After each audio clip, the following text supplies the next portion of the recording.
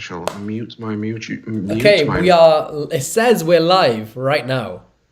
Ooh, really? I can see all the little streams and things. What's going on, everyone? Welcome to the live stream, and welcome to Nathan Lindley. Say what's up to Nathan, everyone. Hello, am I on? Am I on the screen? Am I famous? Am I here?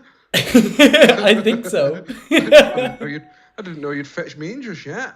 Well, you were taking a poo, wasn't you? Having a poo. So guys, we were going to have also Craig Petty with us, joining us from the US today. However, he texted me last minute to say that he couldn't make it. So boo, but hopefully he's all good and he's having fun over there. So it's me and Nathan. How are you doing, Nath? I'm all right, mate. I mean, does the audio sound good? I hope people can't like double hear your audio. It's new to me. I've never done this whole Skype thing. I think. But yeah, man. Apart from that, I'm good. I think I've just got over Blackpool. Yeah. Physically, mentally. Both. Yeah, both. Super. I think it took me a couple of days to come round. I'm not an actual huge big drinker with alcohol, so it weren't really a hangover. It was just like when you're just trying to absorb everything in, and there's just 100-mile-an-hour things going off at once. It takes your mind a couple of days to process everything. Brain drain. Yeah, brain. I like that word. brain drain. I'm gonna use that. Yeah, I feel the same. Like I came back and I got a cold sore on my lip. Oh, yeah, I know. I'm like, yeah, hi to my wife. But no, I did the podcast live on stage, and my mother-in-law's a nurse, and she said that's like a contact thing. And I looked at the microphone, the little head of it was right on my face the whole night, and it's exactly where. Is that how you'll explain it to people then? Yeah. Oh well, no, because I think the strippers I seen were really clean. So. yeah. I mean, it is Blackpool. Yeah. For the right, I didn't go to any strip clubs. I did a sober Blackpool as well, which is completely different experience. Weird seeing you sat there with a glass of water. At one point, I had 10 pints of water in front of me as a joke. Jesus. Every time somebody went to bar, like, get Lloyd's drink, I'll get Lloyd's, it's fine. Yeah, everyone's like, yeah, no problem getting me around. I tell you what, though, best Blackpool ever. It was good. I enjoyed it. It was real good. I mean, it was actually only my second Blackpool, believe it or not. I've been trying to go for years before that, but I just never. Every time I was due to go, something had happened and I weren't able to go. So 2020, just before COVID, it was my first one. Which, again, because it was my first one, like I just said, I've never been, I was absorbing everything. It was just like, so exciting. And then I couldn't wait to go to this one because I'd already sort of knew and seen everything that I could, like, chill out a little bit more now and start seeing everything around. Yeah, but it was good, really good. I enjoyed it. Apart from the weather, that was terrible. Oh, the weather was... I mean, it was standard Blackpool weather. Yeah. I'm glad I packed my gloves. We got Joey Miner saying, hey, fellas, how's your week going? Yo. How's your week going, Nate? It's good. Super chilled at the minute. I had a couple of days off work, but now I'm back in full force, full swing. We got Josh Riley saying, yo. Josh spent about £2,000 in Blackpool. It did what? Josh spent about $2,000 in Blackpool. $2,000? Yeah. I could easily probably flatten that, to be fair. Josh, tell us in the chat what you bought at Blackpool. Roland's Younger said, did you get any sleep, Lloyd? I actually got a shitload of sleep at Blackpool this year. Yeah. Because I was going to bed early-ish. Yeah. What was the latest night you did? Well, I only did one night. I should have done 3 nights, but can Bob fill in the Craig? Oh yeah, get the Bob. Was you at the podcast? Yeah, you missed it. I think it was about 2:00. I got there, and I weren't even tired. Like I weren't like wanting to go to sleep. I was just like, I'm gonna go to bed. Yeah. Like I just wanted to reset. Yeah, I know what you mean. So we got Liam Lebanon, who showed me one of my favourite tricks of the whole convention in the chat. He said, hi, Lloyd, and a sheep emoji. And when James Samuel's there, what's up, James? He said, can Bob fill in? I think he means for Craig. Did you see that the podcast live? A guy joined us on stage called Bob, who just we just talked for like half an hour and took over the whole show, and it was Really? hilarious. Yeah. No, I've been trying to get the footage of everything, but there's not much. There's not much. I do have the whole sorted out. show recorded.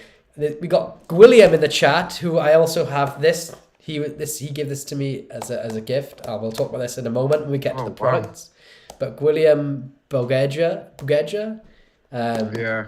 created this. I think the sad thing about Blackpool this year were, I know there were a lot of people from other countries and stuff dying to come over, but obviously due to COVID and restrictions and stuff, they weren't able to get over. So yeah, it's probably why a lot of people are joining us today. What went down, guys? Exactly. James Samuel says £2,000. You should have seen the suitcase of the social media magician. You will think Josh, you were behaved. Yeah, actually, that's true. Ryan Trix was going around buying everything. Why? Right, he had like handcuffs, the lot. Oh wow. Yeah, and he showed me a couple of things. I can't remember who made it. He showed me like this key thing where you pull the ring through it or something. Oh, Monkey by Jeff Price. Yes, I think that might be it. It's like a keyring thing. Was good, but he won't shut up about it. Like, yo, man, look at this, man. That was really good, though. Really, really good. So, it sold out actually, didn't it? Yes, On yes. The second day. Yeah, I actually wanted to get one as well. And it's not often I buy many things at Blackpool. So let's just quickly catch up on the chat and then we'll get into more Blackpool stuff. But we got Midge says, pack your gloves, please. I did pack my gloves, Midge. What are you on about? Adstar B 2007 said, hey, loved meeting you at the live podcast recording. Adstar, I don't know if you're Adam that came on stage, but if that's you, love meeting you too, mate. Rich Relish, who's the guy who tucked Craig up with me, is who suggested doing the podcast live, is in the chat. He says, afternoon, what's up, Rich? And then James says, I think I've got a list from the purchase from day one on my phone. I'll see if it's on my phone. Yeah, send us through all the purchases that you made and everyone else that was there. But Joey Minor has a question. Should we go in with the big one straight away? What was the number one best trick from Blackpool for you?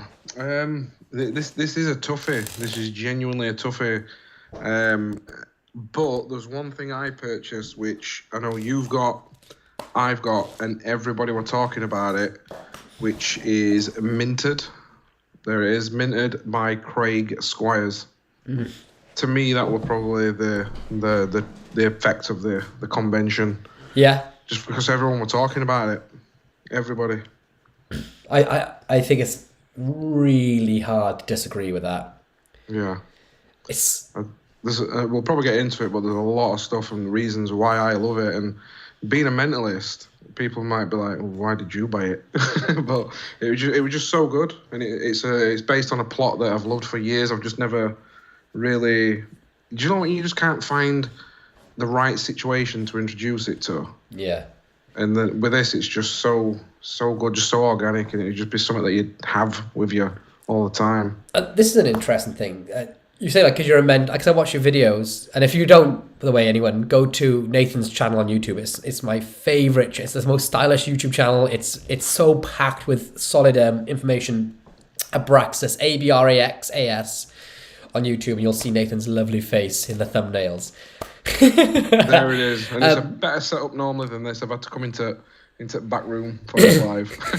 But you talk about that you know, the coin and bottle and stuff, that you don't do much magic, but you started off with magic and now you do mentalism. Yeah. But there's certain things. Well, how do you introduce magic as a mentalist when you're performing? It's strange. So I obviously I'm a mentalist, and I used to perform professionally at like weddings and stuff. And don't get me wrong, I've mentioned it in previous videos. There's a ton of mentalists out there that can go out and perform at weddings so good, like really good, and just doing pure mentalism.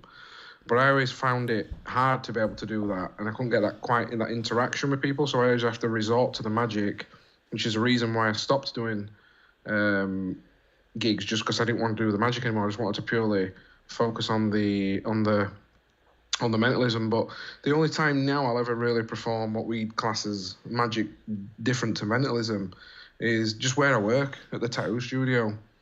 And that's why I think I mentioned in my video that I bought, like, obviously the coin in bottle thing and this Minted, just because it's obviously we're a busy studio, and I can't really be sat there like for 10 minutes saying, right, think of this, do that. Sometimes it has to be quick, like snappy stuff when it's like the bottle thing, because our studio is quite like vintage looking, so it'd just be a natural thing that'd be on a shelf, like an old style jar, and you can just do stuff with that and do it that way. How would you present it? So would you be like, if there was a customer there, would you just say, hey, do you want to see something, or would you just like sort of be like, there's the bottle, watch this, or would you present it as an effect? It varies really. Just because the lads that I work with, they're always like, yeah, he's a magic lad, he does this magic stuff. Hey, show him something, Nave, show him something. I get that all the time, so I have to just go straight into it then. But what I actually did on my jar, we've got it on front desk, and I put like one of those white stickers and it just said tips. And it's always empty, and I make a little joke. I made a little joke about it being empty. And usually there's a little bit of change on the side, and I'll grab it and then say, but now and again I always like to fill it. Just little things like that. That's great, actually. That makes so much sense. It's a tip jar. Yeah, tip jar. That's brilliant. It's just finding organic ways to why it would be there. It's not like this, oh, look at this that I've got, and it's like, why would you be carrying that? Yeah. It reminds me of like, in a way, like, have you seen In and of Itself by Derek Delgadio? Yeah. When he does the not to spoil it for anyone, but there's something bottle related. Mm-hmm. And the thing that he puts inside it really, really makes sense. Yeah, 100%. It's aesthetically pretty, it makes sense. And all the years of like a normal coin and bottle, it's an amazing trick, but doesn't make a lot of sense. But to use a tip jar, that's brilliant. Yeah, thinking. That's it. And I think I always, no matter what I'm performing, whether it's mentalism or if I'm just doing a couple of casual effects in studio, I always try and pick something. I know it sounds weird saying this, logical. Like it'd be logical to have this or be able to do this, but even though what we're showing them is illogical, I always try and find products that it'd be like it's something that you would have where, like I won't naturally carry around like some weird prop. It'd always be something that I'd have on me. Because I know you always like to do like organic magic where it's just things that are around you. Look at this, and I think that's why I got drifted towards the stuff that I've purchased from Blackpool, just because it's got that logical organicness to it, and I think, that'd fit. That'd make sense doing it that way. Yeah. But it is good. God, we've got a ton of comments coming in. We've got loads, yeah. Do you want to read through some of them? Yeah, so Ben Matthew, that's a good friend of mine, Ben Evans.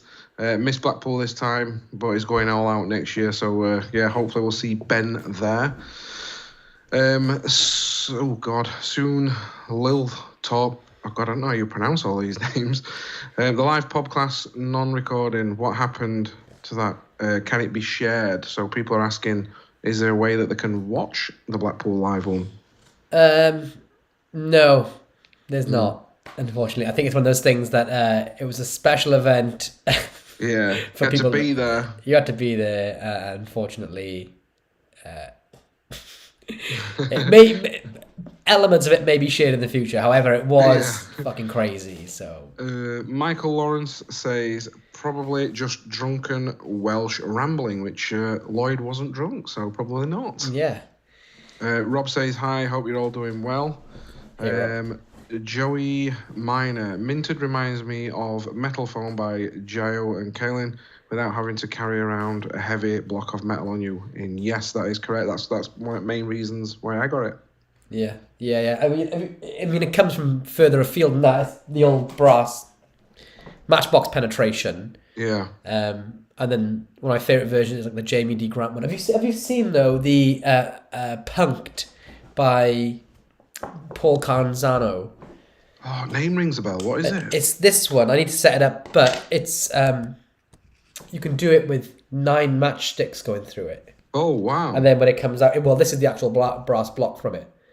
Shiza. Yeah, it's so impossible. Yeah, but that takes it to another level. It does. It really, really does. And then there's Industrial Revelation by Jamie D. Grant and things. Yeah. But there's a lot there.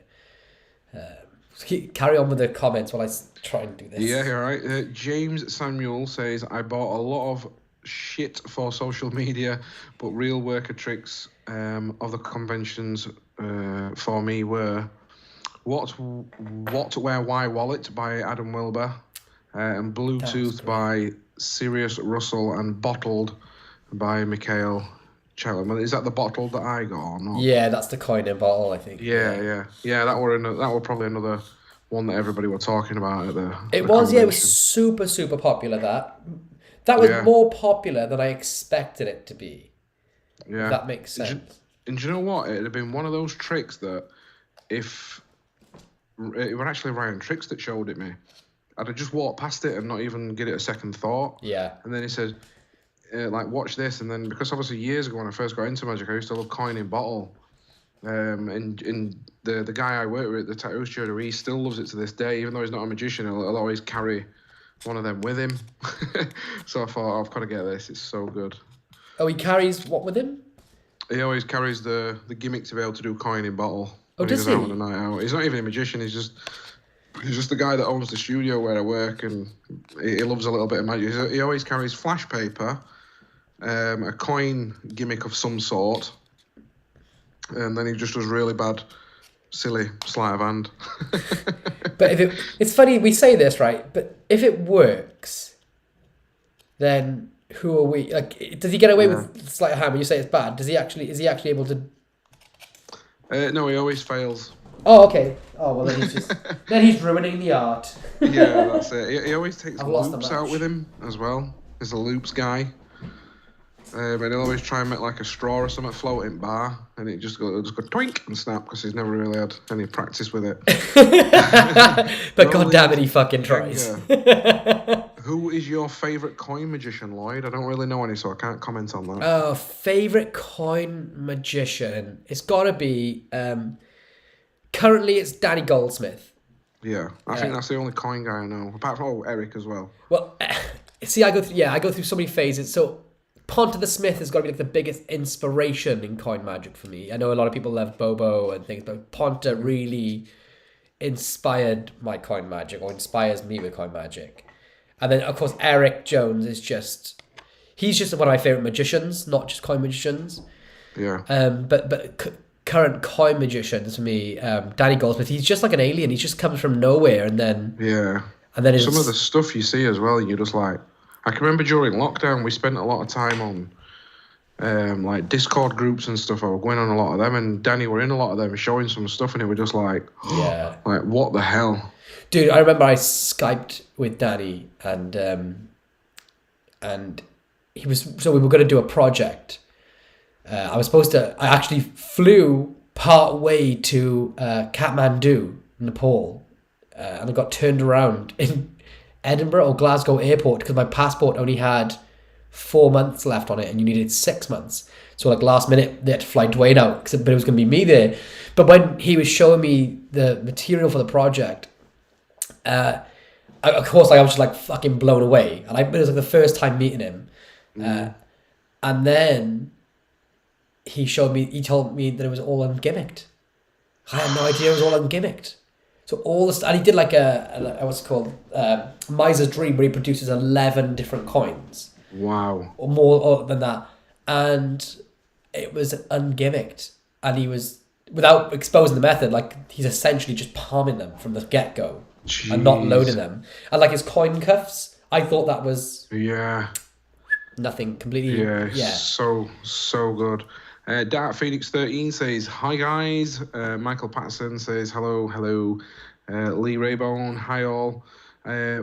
What was your favourite part of the convention? King OK asks. What were your favourite part, Lloyd? Well, first of all, I think we met King OK, or I did, but I don't know who. I can't remember who he is without his screen name there. But my favourite part was... without being like the cliche of seeing everyone again, hanging out with you properly, even though we didn't have much time together, was genuinely one of my favourite highlights of the convention. And that tailed into hanging out with James Brown, who's an old friend of mine that I haven't seen for fucking years, and he just surprised, and he doesn't I've never met him. That was the first time I'd met him. Like, I'm sat with you talking, next thing, James Brown comes and sits with us, and I'm like... It's James Brown. Yeah. It's James Brown. Yeah, he's a phenom. He's a ghost. I just love James's thinking.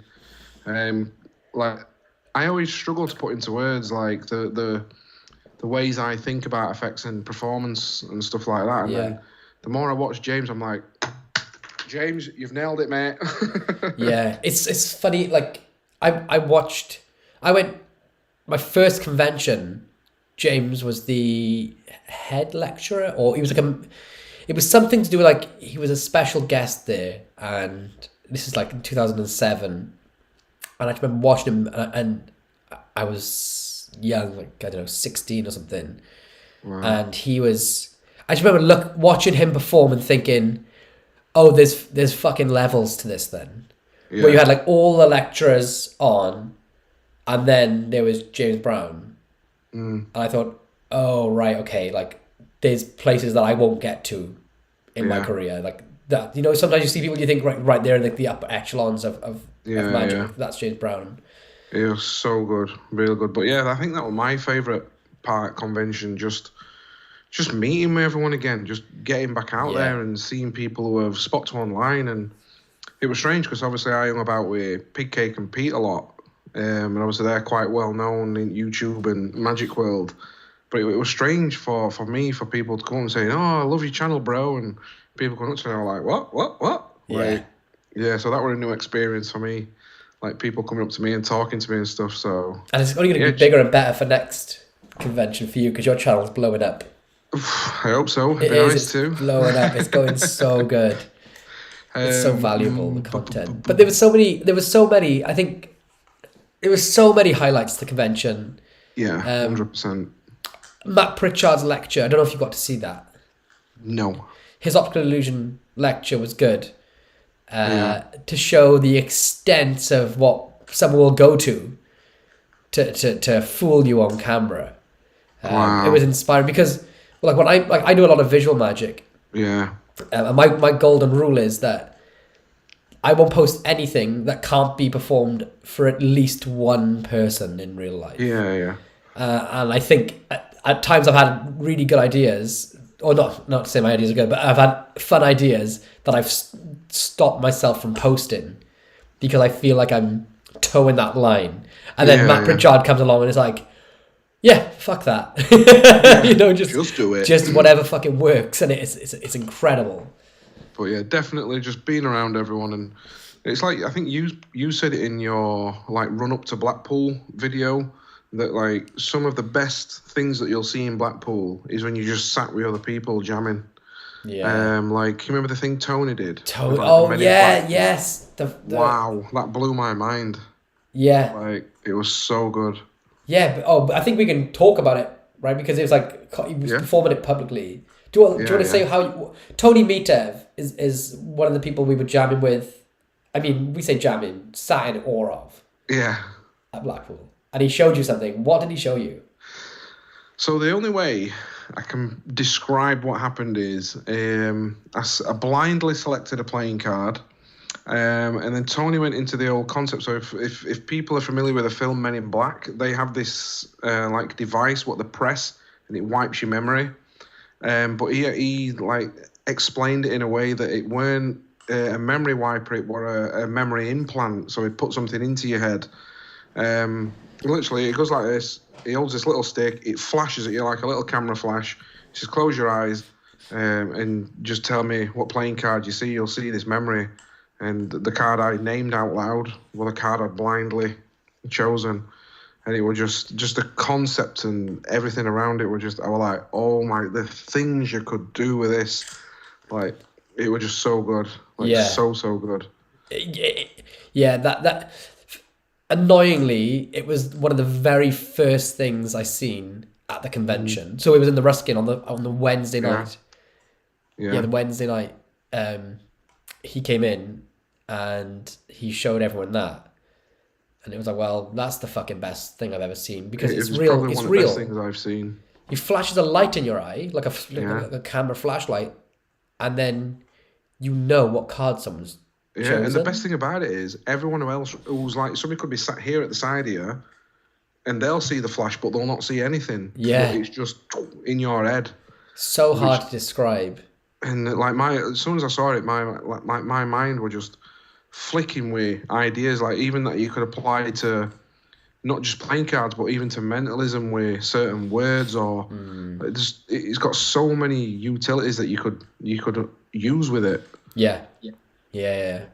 Like mine were just going crazy. That's the one thing I didn't see much of this year, and I wonder if you did, is that normally I see... Oh, I did see one, actually. But normally I see one really good trick that you can just take away with you, like a card trick or a coin trick that you learn, and it just sits in your arsenal ever since. And normally they would used to come from Joe Barry. Joe Barry was there as well. And do you know what? me and him go way back. I'm a huge fan of Joe Barry. Like, a lot of my mentalism that I do with cards, if I use cards, comes from Joe Barry, and I just put my little twist on it. And I've always wanted to meet him, and as soon as I walked in, and he knew me. He says, all right, Nathan. And we're like, how'd you know me? We're like, I've seen you on some of Pete's videos and stuff. And I was like, whoa, fanboy. He's so humble.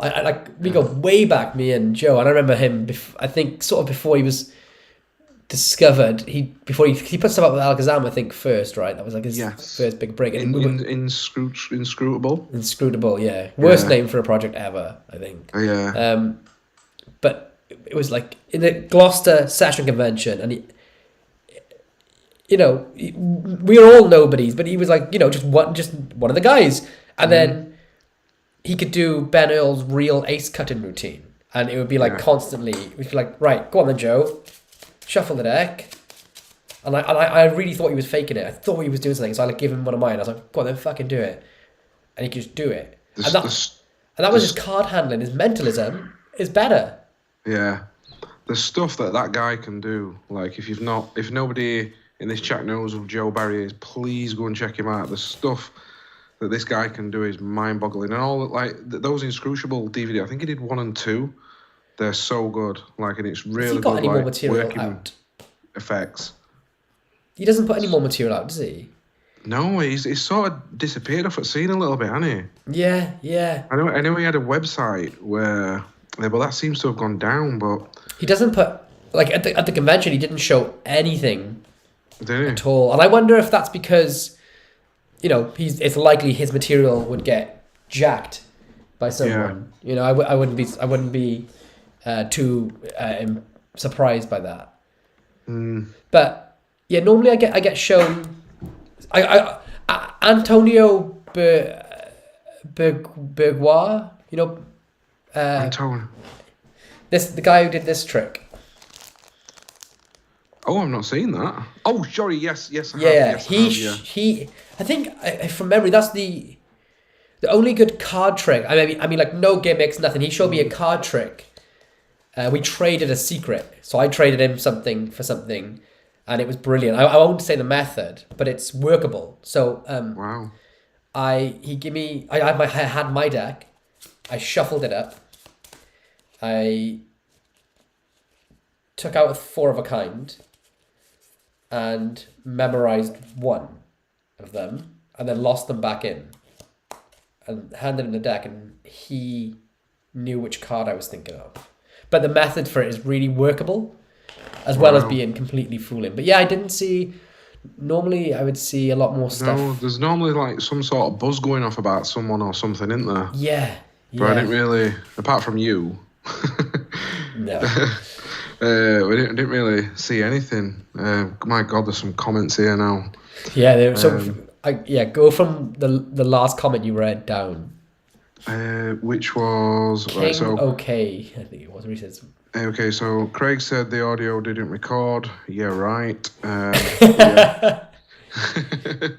I need to confirm. Barnabas asks, I was too late to get Shrapnel sold out.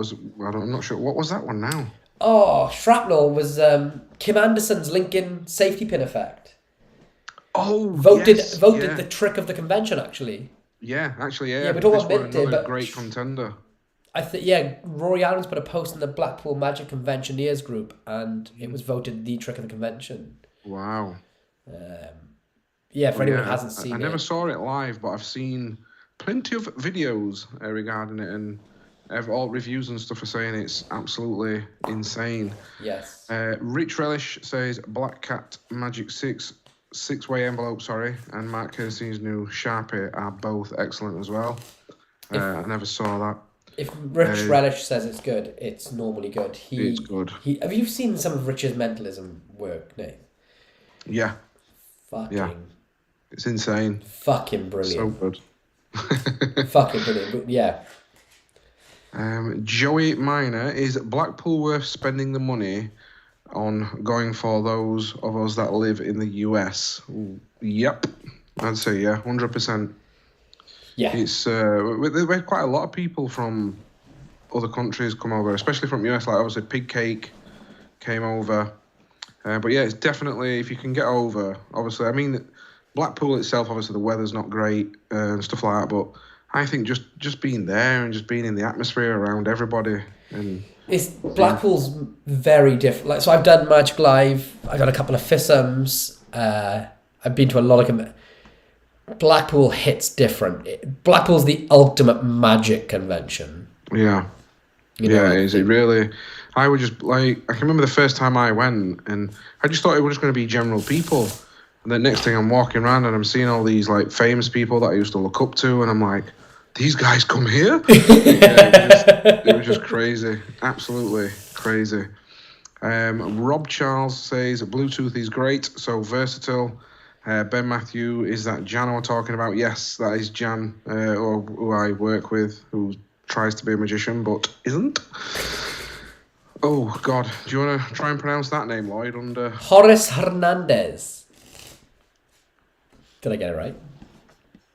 Oh, yeah, you did, yeah. God, I'm sorry, I'm severely dyslexic. Oh, shit, and I've asked you to read the comments out. I know. Do you want me to continue? Yeah. Horace Hernandez says, I saw a video from Blackpool that showed a trick called Interchange that looked really good. It's a mystery card on keychain. Yes, it is, and I have it here. By Gary James from proshowmagic.co.uk. I only know the name of that because it's written on the back of the box. But did you see this, Nate? I think I actually saw it as I was walking around, but I never saw what it does. What's the effect? It was the actual trick that I was excited to get at the convention. So that's the keychain. I don't want to open it on camera in case there's something that I might expose, but yeah. It's a leather key fob, and wedged into it is a folded card. So, well, actually, fuck it. I can open it. I'm pretty sure if I open it off camera. Yeah. What I like on there, I saw the word billet at the bottom, so this is something that I could potentially be interested in. You can use the fuck out of this, man. Hold on.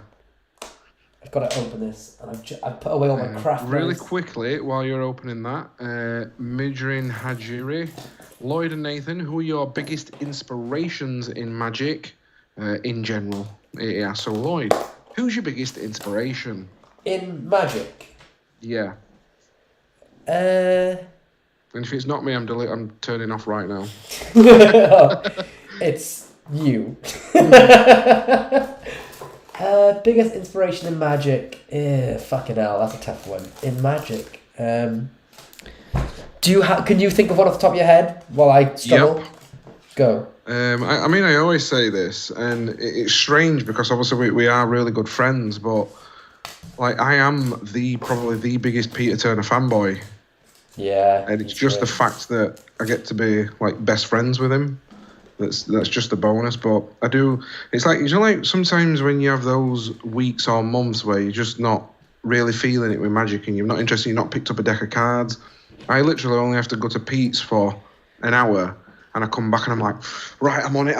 Get me a deck of cards. I'm going to do this. I'm going to do that. And yeah, just being out and seeing the ways, because obviously a lot of people see him online, but when you actually see him out in person, when he's performing and stuff, the stuff he does and the reactions he gets is just like, and it just makes you want to change what you do, just so you can get those like similar reactions as well. But yeah, so I think Pete's obviously a big inspiration to me in magic. Yeah, he's definitely massively influenced my mentalism and thinking towards magic in general. Like overwhelmingly a huge inspiration to me. Yeah, it's just crazy. Like every time I go to his house, it'll be, oh, have I shown you this? And he'll show me something. I'm just like, what is that? And he's like, yeah, I come up with it the other day when I was sat in bath. And I'm like, what? Like, how can you come up with that when you're sat in the bath? Yeah. There's something, for me, mentalism never hit it for me. Like, until, like, Darren Brown's great, but you've got to become Darren Brown to do his material. That's it. Pete's methods are applicable across the board. It's his methods that are brilliant, apart from his performance style. But for me, his methods make complete sense. Yeah, 100%. I like his little concepts and stuff behind, like like when he's introducing or explaining effects and stuff, like his little stories and things that he tells before it. It's just so flowing, and it's great. So yeah, Pete's probably my biggest inspiration. Yeah, I think for me, like Paul Harris, Luba Fiedler, I always say it wrong. Gaten Bloom, those guys. When it comes to like card magic, like oh god, my mind's just gone blank, and I was just about to buy his new book. But yeah, people that tend to think differently is what inspires me. Like people who come up with creative methods to like existing plots and things tend to really inspire me. But yeah, definitely. It's so also good. Tell you who's been inspiring me loads as well. Obviously, it's Craig Petty. Yeah, the dude's a force to be reckoned with, and I love his attitude of like almost like this just fucking do it attitude, you know? Yeah, just get stuff done and don't worry about stuff. Yeah, I think a lot of people get scared, especially with like wanting to release effects or going into stuff just because of the you know, like the magic industry as a whole. They're scared of what people might think or say, what magicians might think or say, and I'm guilty of that. I used to think that when I was producing stuff or making certain videos online, and now I'm just like, do you know what? I'm not. It's not for them. It's for me and for other people. So screw it. yeah. I just like his drive and his work ethic. So yeah, the guy's a machine when it comes to pumping, especially YouTube content. Like, wow. Yeah. Whilst we've been talking, I prepared the interchange. Woohoo! It actually came ready to go out of the box. But so this is like an X card, and I've got a folded Jack of Spades from Mercury Fold there. Make sure I've got the right orientation. But this would be on your keys. So you'd have your keys hanging off there, and you just take that and hand it to them. Ooh. Or what you can do is, it's one of those things where I think he exposes it in the trailer that you ain't buying this because you're fooled. You're buying this to fucking use it, right? No one's buying this to learn the secret. So I'm not going to be too. I'm not going to be too coy with it. But one of the things he shows when he demos it is that you can come up like this and have them take it out too. Oh wow, yeah. So you just it's a brief moment where they can then take it out. Oh, that's nice that you can actually put something in there as well. Yeah. Yeah, I love tricks like that where it's sort of they show you straight up what it is. It's like, look, this is what it is. This is what you can do with it. Well, for me, like digital force bag, I didn't understand really what it was, and then Wilbur came over to me. I was like, "Oh my god, you're gonna buy this app!" Like a Labrador, I was saying. He was so excited. He showed me the method, and I was like, "Oh right, instant buy." Yeah, nothing, instant. No need to sell me on it. Yeah, that's one of these things. You don't need. This isn't Penn and Teller fool us. This is this is a utility, isn't form. it? Yeah. So this lives on your keys. So this would literally live on my keys. This isn't on my keys. This is just some other shit on my desk. But you have your car keys and everything. This is just on there like normal leather, and whenever you want, then you get the card out, put this out. Whenever you're ready, get your card or whatever you're going to switch in. Yeah. Take it That's out. Good. And expose I it. could use that. I could use that with billets. I want to use it for I'm always on the lookout for the best bill switching device. Yeah. For that's good. Use with Cypher. This could very well be it. Yeah, definitely. Going back to Danny Goldsmith, Barnabas says, I just learned the moves in Modus by Danny Goldsmith. I'm not sure what that is. I think it's a new release. Learning the moves, is that the same as being able to execute them like Danny Goldsmith? Yeah, because definitely. I literally cannot do. I don't think I can do any of this stuff. Imagine here, what would be a cool episode? Filming magic. Don't know what he means by that. What? No, what would be a cool episode? Filming magic, yeah. No, what would be a cool episode? Oh, an episode about filming magic, I think. What would make a good... Or is he asking us what we think would make a good episode on magic, or... I wonder if he... Well, Midge is a cinematographer. I'm guessing he means an episode about how to shoot, record. Yeah, oh, filming magic, yeah. Maybe, Which if you do head over to abraxas.whatever my YouTube channel is, there'll be a link in the description below. I do have some tips on filming for magic, actually. Oh, even if it's just from your smartphone. How to get better content. Because there's nothing worse than seeing a really good performance and then either be ruined by audio or terrible camera work. Just a few little simple tips that'll blow your mind. Give us one tip right now live on the stream. Well, my first tip years ago would be from this to this, portraits landscape, but everything seems to be happening this way this time. I've not got one to hand, but one of the best tips I could give you is for audio, is the relatively cheap off Amazon, is just get some decent audio. Oh, really? There's nothing worse than seeing... There's that whole thing where, don't mind how good the video is, but if the audio is terrible, people won't watch it. There's like I think Pete McKinnon actually said it actually. And it's something to do with human brain, how if the audio is terrible, you'll not watch it. But yeah, the greatest tip for a really good mic is most phones these days come with the hands-free kit. Yeah. So if you're just wanting to talk or do whatever, you can plug this in and have it as a little free lapel mic for your hands-free. What about AirPods? How do they play out? Yeah, the good. Mine are a bit knackered at the minute because I've had them in water. You could use AirPods. Why have you had them in water? I have no idea. Probably my little boy chucking water on him if I've had him on the table and he's splashed. They're all soppy. Everyone give Nathan a like. Like the video to let Nathan know you love those tips. Because actually now I'm thinking I have to go buy a mic for my phone. Just like we at our tattoo studio, Jordan, he's been filming a lot recently, and he's not really good with cameras and stuff, but he just literally films on his phone.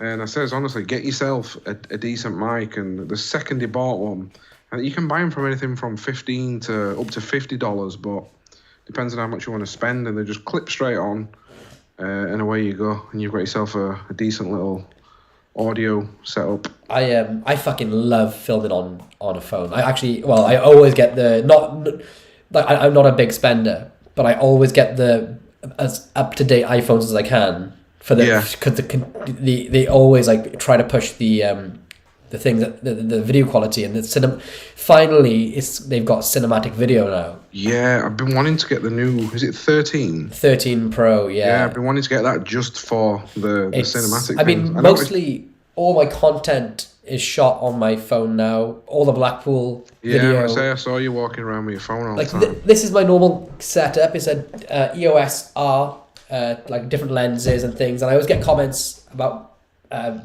people asking what setup I use in my videos. And a lot of those videos, they ask me on what DSLR I'm using. A lot of those videos is actually, I shoot my iPhone in cinematic mode. Because it's very hard to tell the difference these days. If you've got good lighting, if you've got good lighting and it's framed well, it doesn't matter basically what you use. But one thing that I love about using phones rather than a DSLR is the dynamic range you get from a phone. Yeah. With light and sky, you can, like, DSLRs just, they're not hitting that level just yet, I don't think. And I think soon these will slowly overtake. Well, I've always wanted to shoot an entire project release on phone. I shot most of Acme Hall's trailer on iPhone, but when it came to the download, I felt like it was ripping people off if I shot it on a phone. Like they'd expect DSLR quality, although I feel like now sometimes the phone will do better. Yeah, 100%. But you just expect DSLR. I'm literally in the process at the minute of filming a trailer for some playing cards, just because, again, I was getting... not fed up, but a lot of people were saying, could you film a card trailer for me on your camera and stuff? And I was saying, you can do it on your phone.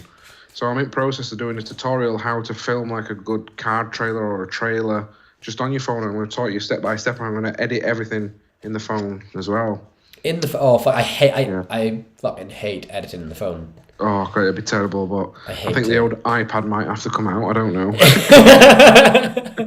I edit using Final Cut Pro. Loads of people get shocked at me for that because most people use Premiere. And really? I did, like, all the big Illusionist releases that I worked on were all edited in Final Cut Pro. Everything I do now, Quantum Trailer, all Final Cut. Because I can, because I know I can almost touch type everything because this keyboard. I know the keyboard shortcuts inside out, back to front. So a lot of my editing's done with typing. Yeah, and it just makes it so much quicker. Yeah, that's it. I think I spoke to you last time, didn't I? I've not got it set up at the minute. The Stream Deck. Yeah, that's cool. Yeah, that's you can just press the button. King OK said he actually got a photo with you, Lloyd. Right, this sounds so arrogant. I took a lot of photos with a lot of people. I still don't know what your name is behind the username, King OK. Let me know, please. Yeah. Otherwise, I feel like I'm being stalked. Here's one for you, Lloyd, because I didn't see any. But who was your favourite lecture this year? Oh, I saw 2 this year. Yeah. So I seen Mark Calbreeze, which I fucking love Calbreeze. I love his style. Everyone says he's probably the one of the convention. Yeah. His is great because Mark is a worker that has great choice of great style and choice in magic. So what he works like some great locations in New York, and he does these like 8 little table shows a night and things, and he works the box, I think, and stuff. And what you know that what he's teaching you is shit that you can go and fucking do, and he's very definitely powerful working stuff. Yeah, 100%. But I seen him and Matt Pritchard, and it was like a bit of affirmation seeing Matt Pritchard's lecture. I thought, because I seen some of his stuff, I thought if it's not this method, then the guy is so out of this world that I feel like I shouldn't be bothering to try and create magic. And I seen his lecture, and luckily for me, he's not an alien. He is using solid methods. And I just thought if it wasn't the methods that I thought, then I should quit. Yeah. So luckily it was confirmation that he isn't from another planet. He's just brilliant. Yeah. But yeah, I didn't get to go to any conventions. I get to, because again, I'm still quite new to it. I get caught up in the whole, oh my God, I'm at Blackpool. Yeah. It's hard not to just hang out and see the good shit. That's it, man. It's so good. You versus you says, hey, wonderful people, how's it going? I'm doing really good. I recognise you versus you. He's a regular returning subscriber over on my channel. I recognise that name straight away. Yeah, baby. Anyone that hasn't gone there yet, please go and check out Nathan's channel, Abraxas, on YouTube. Oh, thank you, man. You're too kind. If people go and check out your channel after this video ends, of course, you're going to lose the rest of the night because you're going to go down a rabbit hole of really good ideas and thoughts on mentalism and applicable information, which is where I think people are, sometimes you watch a video, a channel, and the ideas are so good that you just, it gives you inspiration. Yeah.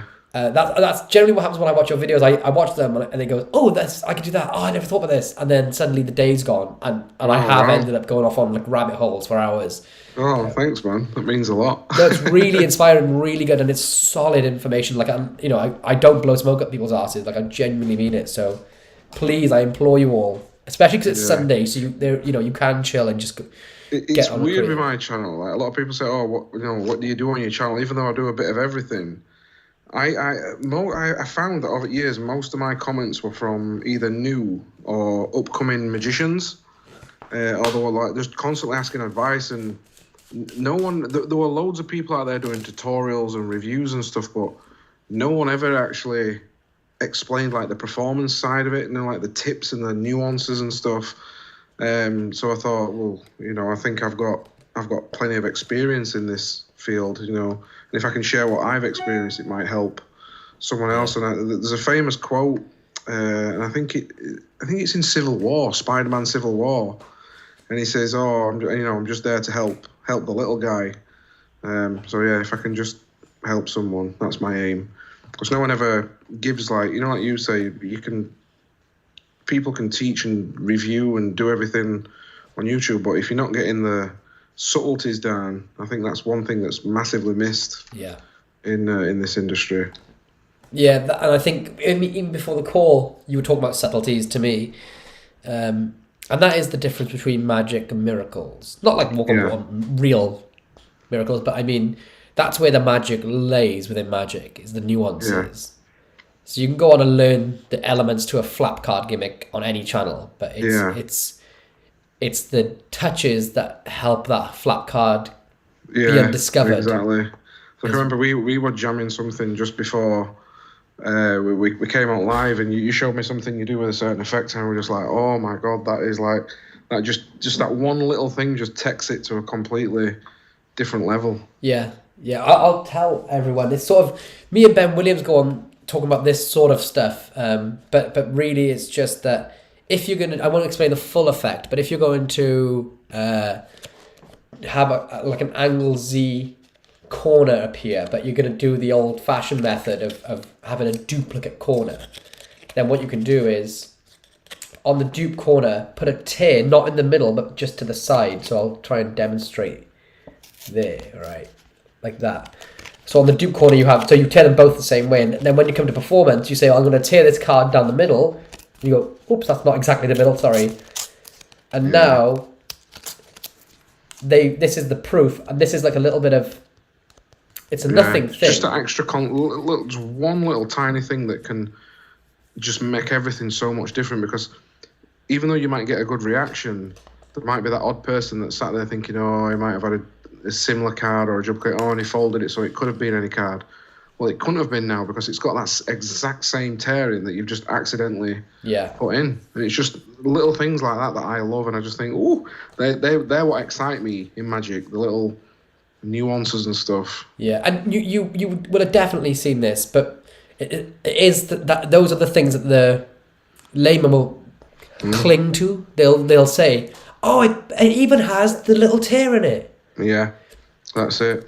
And that's what they'll show people when they're explaining the effect back to them, to say that, like, it had to, because when they explain, you know what it's like when somebody explains a trick, though, the person who's not seen it will be like, oh, they must have done this, but well, no, it can't be, because it had this little tear in it.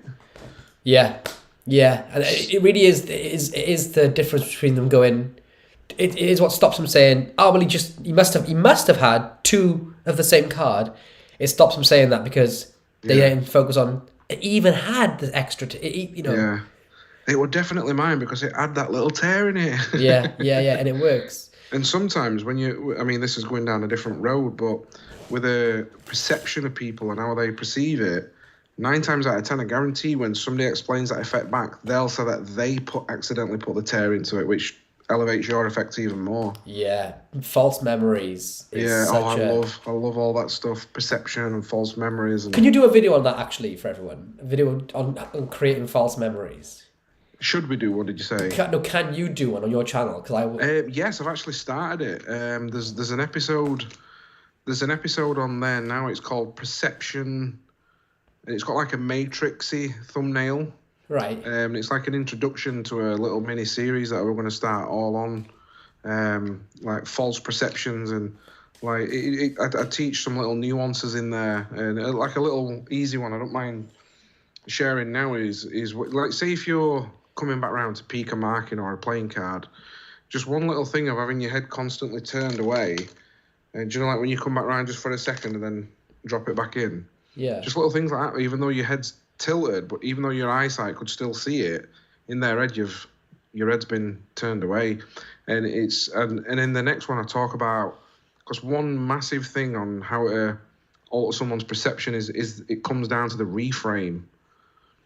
So do you know, like when, say if you've got someone to select a card and they put the card back in, and you've done whatever you need to do to control it, peek it, whatever, and then handed it off for a shuffle, during your reframe, I'll say, I gave you the cards, you took one out, you placed it back in and shuffled it in, and that fills in the little blanks into their head. So in their eyes now, you've never touched the cards, they've had them the whole time.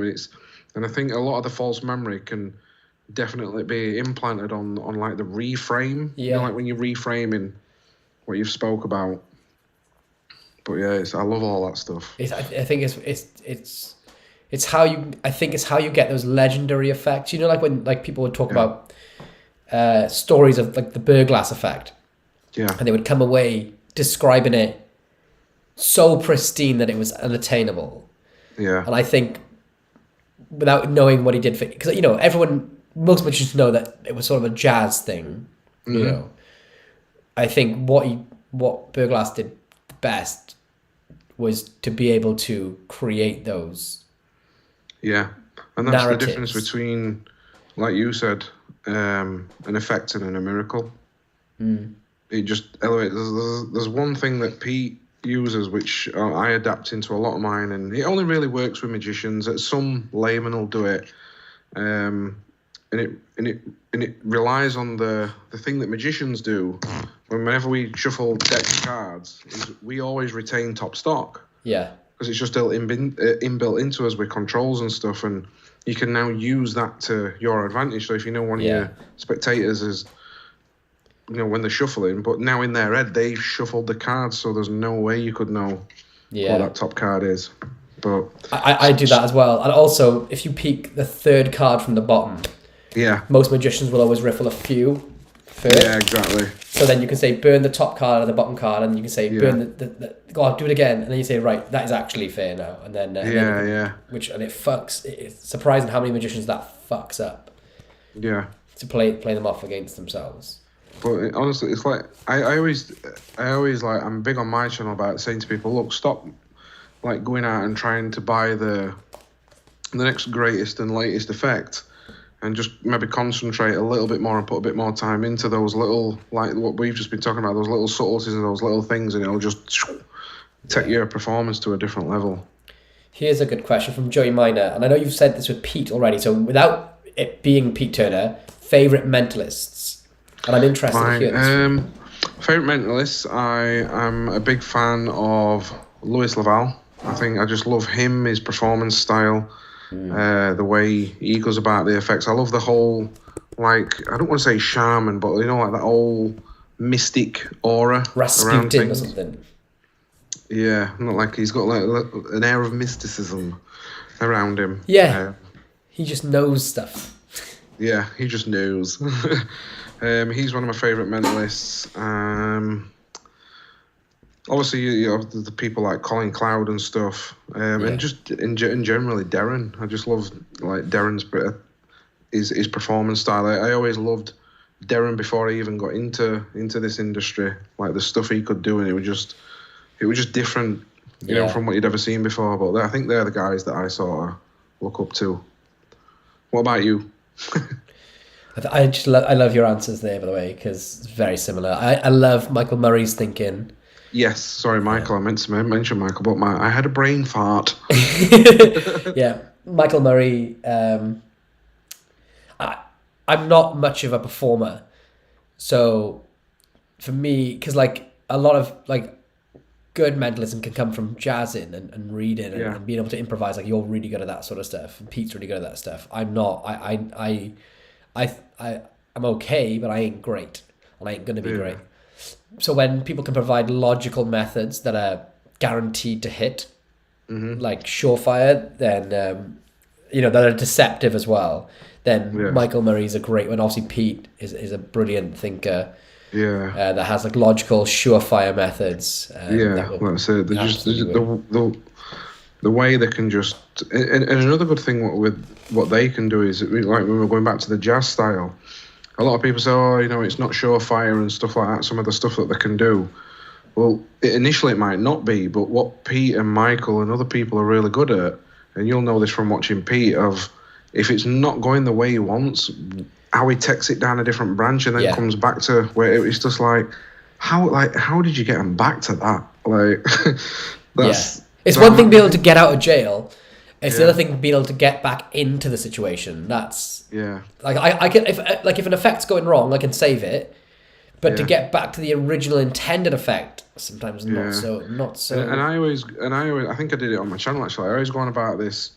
I call it the Toolbox Theory, where in my head I've got a million and one different ways of being able to do stuff. All these tools up here to be able to get where I need to get. It's just up to me to be able to go in and pluck them methods out to be able to implement to where I need to get, where I need to be. It's great, yeah. I need to write down my toolbox so that I can memorize jump straight in and out. So the Glubix says, "Hey Lloyd, Jordan here. Hey Jordan. Jordan's a good friend of mine. I always hang out with him in Bristol.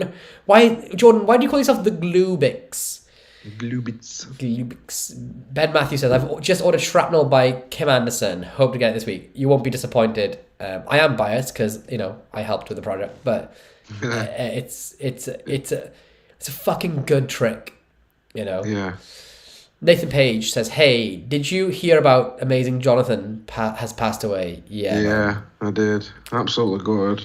Yeah, devastated. Did you know I never knew who he were until about, I think it was during lockdown when I found him. Oh, really? I never heard of him until then, and for like a few weeks I was just hooked on his videos, and I was writing down a couple of his one-liner jokes and stuff. So yeah, during lockdown I got a lot of inspiration from Jonathan. But I think he was like the first introduction to sort of comedy magic. In the old, for me it was like the old like 90s and 80s reruns of magic shows, like Stuff the White Rabbit or World's Greatest somewhere, but they'd play them late at night on Channel 4, and Amazing Jonathan would always be featured on them. I always said, I can remember showing him to guys at work, and they were laughing their head off, and like the videos were from like 80s, and I always said, this guy is 20 years ahead of his game. Yeah, it's too fucking funny. It really were. So Reed Ferry says, "What up, guys?" Yeah, Reed's actually got a really good magic channel as well. Has he? Anybody that doesn't know it, Reed Ferry, if you want to go and check him out, he's got some really good tutorials on there as well. I want to go and check out his channel. I'm looking more for. I find myself not watching Netflix and stuff these days, and I end up just watching YouTube as like a TV source. Yeah, I'm same. I never thought I would do that, so I'm gonna check out his channel just. So I can check out Reed's. It's really good. Horace Hernandez says, "Pronounce my name exactly. Don't worry, I am dyslexic as well." Woo! I did it. Did you read Ben Matthews' comment? Pete can produce a brain fart and instantly everyone goes away mind blown. It's true. It's true. Nun1 says, Drew. Midge says, "Lloyd is right. How to film magic." Well, that was ages ago. Juan Ramos Arrozarena. Did I get that right? Wow, that was a tongue twister. He says, "Hey guys, what are your favourite tricks from all time?" Ooh, now this is a biggie, innit? Yeah. For me, I always say my favourite thing to do and perform, and I just love the plot because I can have lots of fun with it. People react really good to it. And I can perform it in a number of different ways and outcomes. Is Witch Hand plot. Is that your go-to? Controversial, but I love it. Is that your 10,000 hour trick? Yeah. Could you do it over Skype? Could I do it over Skype? Could you do? I haven't seen it, and I haven't seen many of them. Oh no! This is a real world one. There's obviously the Tequila Hustler by Pete, but I just use a very simple and easy basic method, just in electronics to be able to know what I'm doing. Pete and Mark Elston, isn't it? Or Mark Elston and Pete? Yes, yeah, I believe. I'm not sure, but there's a rumor on the line that a number 2 version of it's coming out soon. Yeah, and that was like a year ago, so it must be getting very close for coming out. But yeah, I've heard there's a few rumors flying about that a version 2 of that is going to come out sometime soon. Oh man, that lit the world up. That did. So your 10,000 hour trick is a witch hand routine. Yeah. It's funny that there's something so beautiful. And I've spoken about this before, but about those effects like that, because they're universal. Yeah. It's like, I think I've said about this before, but I think potentially at least maybe the best, but the most widely recognized piece of magic is coin from ear. Yeah. Right? And if you could really make a version of that which is perfect, like magician fooler, layman fooler, you'd have a miracle on your hands, because you wouldn't have to say anything. Everyone knows what that is. And which hand routine, again, everyone knows the game. It's just there's something about it, right? Which is I love it because I can either use it as an introduction, or I can do it like in between, or to end something, like when you put money on it. Because sometimes I'll put money on it, like I keep putting £20 down every stage that we go through, and then it's really good for, obviously where I'm from in this neck of woods, hecklers and just destroying people. You know, when you always get that one person, it's really good for that. But I used to use witch-handers. So, like, say if I want to peek something, I've got somebody to write something down, I'd peek it, and then I'd explain how, obviously, I'm not exactly reading your mind, but I'm reading you, and like using my intuition and stuff. And to train myself to be able to do this, I used to play this game, and then once this gives me a base idea of how you think, then I can, when I got better at it over years, it learnt me that I could guess other things, such as like what people were thinking, or like colours they writ down, person's name and stuff.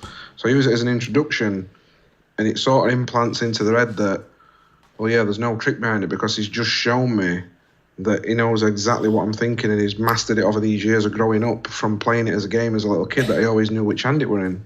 So it gives you credibility, believable credibility. Yeah, that's it. That's fucking good. I've never thought of using it that way. That's really smart. Yeah, so it's like a pre-introduction. And what's nice about it then is it creates that massive amount of time delay from, let's say if somebody's written something down, it's gone back in deck or in wallet, you've peeked it, and it goes off and gets handed off. So then I'll show them that and then come back to it. So they've been holding it on the whole time. I've not touched it. There's nothing in between where I could have peeked it. What's your Jeff Price showed me a great free one with AirPods. So you can put an AirPod in someone's hand, and there's an app that he's made for free that will completely free. You can just do it. So you put the AirPods in someone's hand behind their back, and you can guess. And he puts like another object in their hands to make it like more fair. Wow! But it's in the App Store for free. I'm pretty like damn certain it's in the App Store for free. And you just know even if I have to buy that, I'll buy it. It's free in the App Store. Jeff Price's, he calls it something. I'll have a look for it. But how organic is that? He performed it to me in Blackpool. It's amazing. Yeah, I have these in more than I do out. Yeah, so you just go like boom, boom, and then you know, which is great. But two questions off the back of that then. Which electronic product do you use for which hand? Hugo Shealy's Sixth Sense 3. Nice. And which peak wallet do you use? I vary my peak wallets. So currently at minute, I'm using Louis Laval's 1914 new Orphic. Mm-hmm. And then obviously another wallet, which it's not that many people know about it. It is a super expensive electronic wallet, which is obviously the Pro Mystic one. Yeah. But I've actually got mine for sale at the minute, 'cause I just keep going back to this. Yeah. Like, it's just, I always do that. But they're my peak wallet / electronic wallets as well.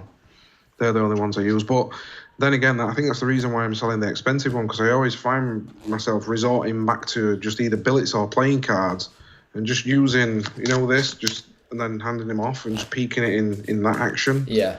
Or handing them off. Yeah, like that Pro Mystic one, obviously, I know people can't discuss it legally because you have to sign contracts. But I think it's okay to say that in essence, the spectator writes something down, hands the card to the magician puts it into the wallet, or the spectator can put it into the wallet, right? Or something like that. No. Yeah, don't even go back in wallet. I think that's what was so good about it. Like, they can write it down, keep hold of it, and you instantly know what they've written. It's not an impression. They don't have to write on the wallet. The wallet can be on table out of play. But the issue is, right, that the magician has to touch the card? Sometimes, yeah. Right. It has to be, I think when he I'm not revealing anything here, but when he marketed it, you can go on a website, it says it has to be within an arm's reach. Right. To be able to do the thing that it does. It's a bit too thingy for me. Yeah. And do you know what? I I have a big thing, and I mean, I don't mind using it now. I used to have a big thing years ago about actually using peak wallets because I used to hate the idea of somebody writing something down and you taking it back off them and putting it back in. I used to hate that, but what I love about what Lewis has done with this is he's created the peaks which are just so justified. Yeah. And what I like about it is you can isolate it. And this is the peak I use a lot, which obviously the one where, where it's on the table and you're just moving it out of the way. Yeah. Because of the other function that this has got built into it. It's just so much more justified, which I always used to lean more to impression devices. The person who convinced me on peak wallets was Matthew Wright. Really? I filmed the trailer for his Vader wallet over in Spain, and so when the thing says a peak in that wallet, and it's essentially a fairly straightforward peak, and up until that moment I was like, it's like the what's it called, like the connoisseur in me was like, no, not, and then we were going to table after table after table after table, and it was the peak that was just fucking people up. And there's one bit where this guy is just like fighting every bit of natural instinct to say to himself that what Matt did was just trickery. Yeah. And I remember filming that, and this guy fucking, against all his better judgment, had to believe it was real. Yeah. It was insane, and it was a real defining moment. But as long as they put the card in the wallet, which you can with the Orphic, they can put it in. That's all I care about. For me, it's that moment. The moment that kills it for me is if a magician has to touch the card. Yeah, right? definitely. With the Mentalist, because it's like, I think you mentioned it before, and it's like I always say, it doesn't matter what you've done with that card, they'll just remember you touching it. Yeah. Yeah, because you could wrap it in fucking, I don't know, whatever, not cling films, it's see-through. yeah, tinfoil. Could wrap it in tinfoil, put it in concrete. Don't matter what you do with it, they'll always know that you touched it. Because you see the moment in the spectators, right? They get their card, they write something on it, and they're like, right, and they're guarded, and they're confident you don't know what it is. And I've seen it. I've been fortunate enough to watch a lot of magicians perform, and test out things. The moment the magician says, right, pass it to me, it's going to go back in the wallet, you literally see the spectator's shoulders go, oh. Yeah. And you can see them relax in their face, like they're so protective of their secret that they've written down, and the moment the magician touches it, it doesn't matter. It doesn't matter if their head is turned 180 degrees around. The spectator goes, ah. Yeah. And whether they cover that up by not saying it, the fact that I've seen so many spectators do that, it'll never work for me. Do you know one of my old favouriteest wallets of all time? It were an impression wallet, and I think they're sold out now. Were Informant Bobby Motta. I never had that. Oh, it looked so good. It was just, if they made it again, I'd buy it straight away. Do you know what? I loved it. Wasn't there like a sliding element to it or something? Yes, yeah. And it was, so it were an impression. So you hand them everything, because it's a natural justification. They can lean on the wallet to write. They peel it off, keep it, that you don't touch it. You just naturally take your wallet back, and it actually you putting it in a way you're on your own stretch. I think the best peak for writing things down for me, that I can think of so far, has got to be Steam by Ali Noara. Oh, yeah. Because regardless of how good the method is, from a layman's point of view, they write something down and you don't touch it, and you in theory don't go near it, it's disconnected from you. Yeah. And you still know the information. Like, there's no way back for them there. It's so good. Chris Rawlins has got a fantastic handling using that Steam method. I think we're actually selling it in Blackpool. But Chris Rawlins has took it, and he's made it even more like, wow, like what the hell? Really? Yeah, it's so good. So Lloyd, what's your favourite trick of all time? My 10,000 hour trick that I've performed the most is my version of Crazy Man's Handcuffs, which probably is annoying to hear because it's not like the most earth-shattering, but for so many different reasons. I don't get heckled when I perform. I'm fortunate. It comes from a thing Greg Wilson did, where he talks about how if you say to somebody at a bar, "Hey, what you do for a living?" They say, "I'm a banker," and then you go quiet, and then they have to ask you what you do, and the natural question next is then, "Can you show me a trick?" What I found is that doing that and then be like, nah, they eventually end up begging you, and then when you show them an effect, no one heckles someone that's doing them a favor because they feel like you're doing them a favor, like, it's my night off. No one, unless they're the world's biggest wanker. Yeah. Like Vladimir Putin. He's the world's biggest arsehole. Yeah. No one's going to heckle you when you're doing them a favor. So I like that. You know what I mean? So I don't do gigs. So I'm fortunate that I get to choose when I perform. And but from the back of that, I'll go into crazy man's handcuffs. And if somebody was going to say, "Oh, I've seen this trick," or they think they know what's coming, when you get to, I don't bother doing it in my hands. I do it straight in theirs. When you whip out a pair of rubber bands and you link them in their hands,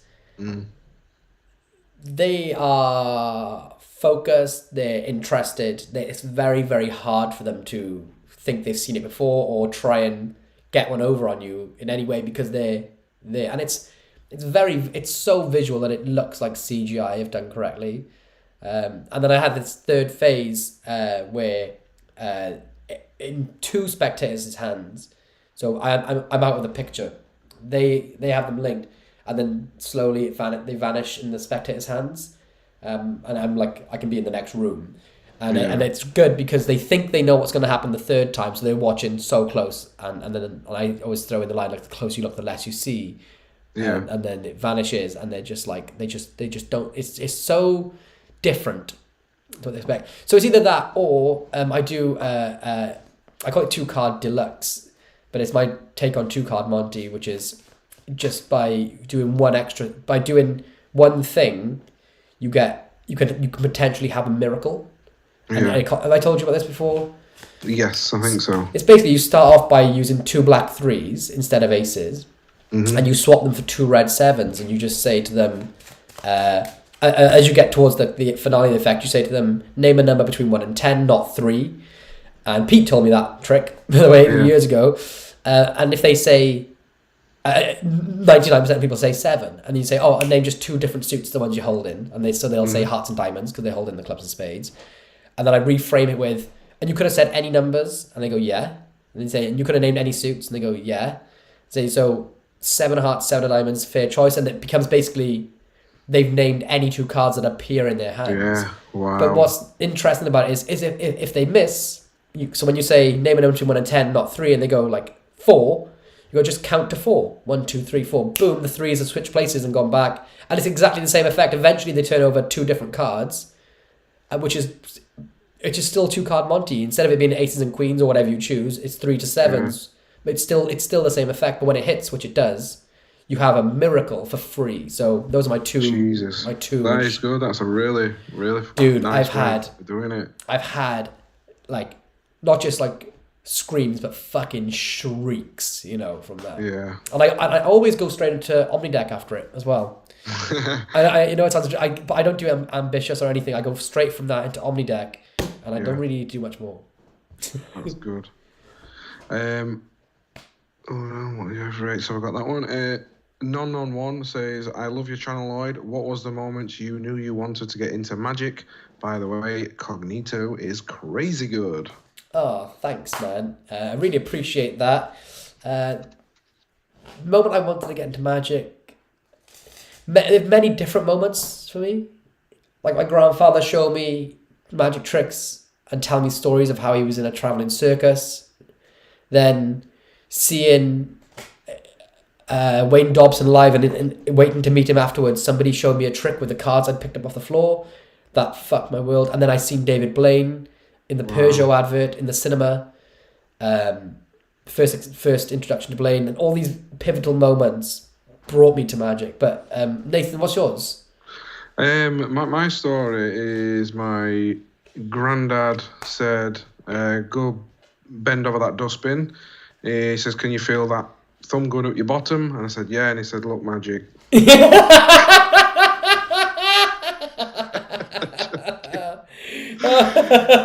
That's the joke. It wasn't a dustbin. It was his knees. No, my introduction to magic was completely different to everybody else's. I'll try and keep it short, but I always loved magic. I had a little interest in it. Loved like Darren Brown stuff. Thought it were all real. And then 2011, I got really badly attacked and had to spend a long time in hospital. And you know what it's like when you're on YouTube and you're searching how to cook whatever, and then 3 hours later you're watching cats fall out of dustbins. And I Well, that's their ass with their granddad. And I came across like the new style of performing magic, like this more up-to-date street blaying and all that sort of stuff. And I was just like, wow, magic can actually be cool. It's not just linking rings and sponge balls. Like, what the hell? Yeah. And then that was it. I was just down rabbit hole. Any standout performers for you from that YouTube era of discovery? Blaine, Dynamo. I used to watch a lot of... Can you remember Real Hustle with Paul Wilson? Yeah. I used to watch a lot of that as well. Yeah, that's interesting. Get a lot of inspiration from that stuff. So good. So did you...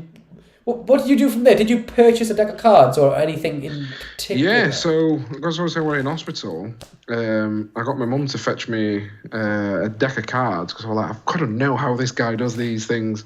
Got a deck of cards, and there were those really awful like plastic 99p ones from like a corner shop. And so I went from there, and I just kept building and building. And the thing with me is, I'm quite obsessive with hobbies. Like, well, no matter what I get into, I've always got to like and get 100%. I can tell that with your filming abilities and your design work. Yeah, I just get fixated on stuff, and like a lot of my ex-partners have always said, "God, you're obsessed, you're a perfectionist," and I don't know what it is. It's like when I get something in my head, I'm always there. And like recently, before we were talking. Obviously I'm 33 now, but when I was 15, I used to collect Warhammer models, and recently we got some sample packs sent to our tattoo studio. So for the last like week, my brain's been tingling on them, and I've been looking on YouTube every day, like how to get like better. I've been looking into airbrushing now. How mad's that? Yeah, that doesn't surprise me with you though. Yeah, so when I get something in my head, I get fixated on it, and I have to like get 100% all the way down. And luckily, magic's been the only one that's stuck around. So 2011 then was really your entry point. Yeah, that's amazing. 2011. It's funny because I feel like you're part of the furniture of the magic community, or that I'm involved in, and also that you are new at the same time. It's an odd one. I think maybe it's that we don't talk as much as this. On the regular, like, I don't know, just talking about each other's backgrounds in magic, I suppose. Yeah. Yeah, it's interesting to me. It's been a crazy ride, honestly. It really has. But like I said before that, I always did have an interest in magic. I think the first magic thing I ever learned would technically be a bottom deal. When we used, not a good bottom deal. What it were, years ago at my grandma's, me and my sister used to play Snap a lot. Like we just used to play Snap all the time. And my grandma taught me a really sneaky way of being able to play Snap and win it. So you'd obviously always peek the bottom card. You'd wait for like that 2 to come up, and then obviously you'd just stick that card down and shout Snap before you'd even turned it over. Wow, that's good. That's good. I like your grandma. Yeah. So my first technical at the time, I didn't even think it was a magic trick, but probably the first thing I ever saw were a bottom deal. It's a good place to start, if any. Yeah, and I've still never been able to do it correctly. From a grandmother. Yeah. An old lady. Yeah. Well, then just like growing up through school and stuff, I would always like, say if someone had shown me a magic trick, I had to show it to everybody in school and stuff like that. So. Wow. Yeah. It was crazy. Really quickly on the subject of Cognito, if anyone wants to do this, there's a Best Trick of the Year 2022 thread on the Magic Cafe.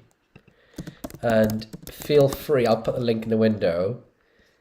If anyone wants to go and vote for Cognito in the top spot, I can see. Then please feel free to do it with a link. I'll put a link here for everyone if you want to do it. I'll put it in the window.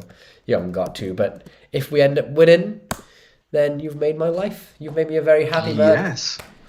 Get voting now. Yeah, voting. We were actually really far in front, and then another app went in there, and I don't know what the word is, but got hordes of people from their group to just go and like flood it. But if you want to go in there, the Magic Cafe, and vote for Cognito and whatever that. I mean, the world to me. It wouldn't take many of you to go and get us to the top spot.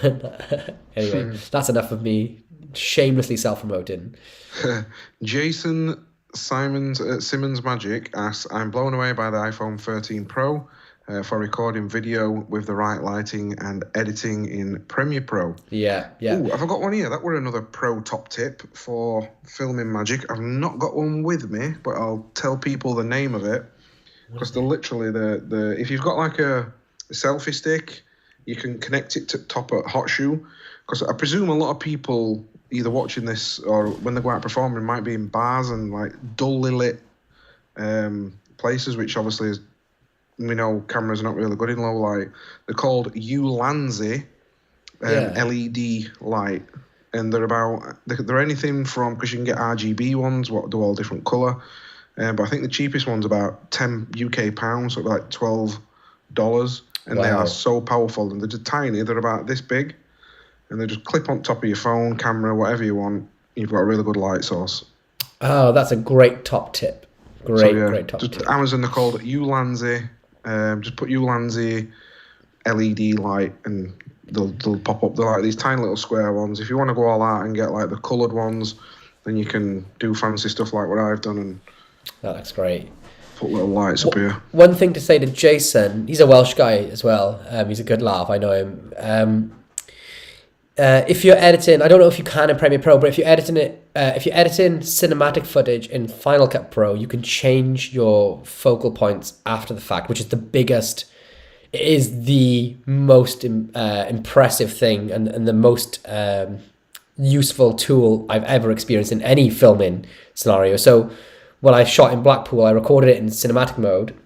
Mm-hmm. And when something was like really out of focus, I didn't care. I didn't have to change it, because in Final Cut Pro, you can turn it on. You can turn on the option, and I can choose my focus points after. Really? Dude, it's so I can probably just show you right now. Wow, I'm going to have to go out and get an iPhone 13 Pro. Dude, it's the fucking coolest thing I've ever seen. Let me find a cinematic video. While you're doing that, I'll get a couple more of these questions. So that King OK says, my name is, I think it's Ofar, you pronounce it, or Afar? Okay. My name is Ophir. Here we go. Look at this. So it's probably better to show it this way. There. Let me see. Where's my camera? Can you see? So you can see Midge's hands in this shot are kind of in focus. Is that too bright? Let me bring this down. Yeah. But if I tap on his elbow over here, it'll focus there instead of on the hand. Oh my god! So it'll pull focus. That's not like, I need something with more depth to it. Let me find a shot with more depth. But basically, you can pull focus from anywhere. I can remember years ago there was a camera that came out. It was tiny, and you could do that. Right. So it's hard to see on screen, but there's a performance clip, and it's focused on Tony's head, and Wayne Goodman's in the foreground, in the background even. Now I can pull focus to him, or back to here, and I can do that all through the video. And also you can change the amount of focus too. So I can make it super blurry. Let me show you. So now it's like really blurry. So Tony is in focus and it's really blurry for him. But now I can focus here. I can pull that all throughout the video, and in Final Cut you can choose, and it adds auto keyframes in. So I literally would just put it on someone's face, record. I wouldn't care about the focus, and then in Final Cut I go boop, boop, boop, boop, and then just And this is what me and you discussed just before. Like soon we'll probably just end up using phones, because like I've downgraded from a big DSLR. I'm now just using all my content that you'll see on YouTube is shot on this, which is a ZV-1. Yeah. And then like what you've just shown me on that. I'll be using this Yeah, soon. dude. And also, I took my whole setup, my whole rig to Blackpool, and I just used my phone. And I brought my Osmo, but the stabilization that's built into the Cinematic 13 Pros is pretty well. All of my Blackpool video is my most popular video ever. Yeah. Since I've been doing YouTube properly, and all of it was handheld on a phone. So make of that what you will. Mm-hmm. Speaking of Blackpool, Nathan Page asks, did you promote any tricks at Blackpool, Lloyd? I cannot comment on that. I can. Joking. I'm not going to say a thing. Thanks, man. You missed a question here from Nevin Soddy, who says, hey, what's your favourite classic plot in Magic, and probably the best version you have seen of it? Or in it, but... One I'm having a lot of fun with at the minute is the one-ahead principle. And the best version of that I've seen at the minute is it done in its... Oh, no, I'm thinking of something else here. But yeah, just the one ahead. That's probably one of my favourite plots, because as a mentalist, it enables us to get in and out of a lot of trouble. That's our sleight of hand, essentially. If something goes wrong, that's our get out of jail free card. When you think of plot, do you think of method, or do you think of like effect, like ACAN, torn and restored, or? Plot. Sorry, I've misread that. I thought it was a thing. Plot. Yeah. So a plot would actually be like an any card and a number, or a Q&A. Yeah, I'd say so. Yeah. Do you have one? Is it any card? My favourite plot. I do Q&A a lot, and I'll just probably perform that to, like, say if I've got like if I'm on a night out, or if I'm at a gig and there's a table like 3 or 4 people, I'll do a Q&A / get some of the people, then concentrate on one of them and do them like a big reading and stuff. Yeah. Into that, I love Q&A because you can get a bit more in depth with them, and 9 times out of 10 you can get them to be like, oh. Q&A is one of my least favourite plots in all of Magic and all of Mentalism. Oh shit! And it's only because I used to buy these when I was young. I would look for anything I could Magic related, because there was no Magic shops, there was no magicians in the area. And when I was about 9 or 10, there would be a shop at the end of the street that was just sell sweets and magazines and shit.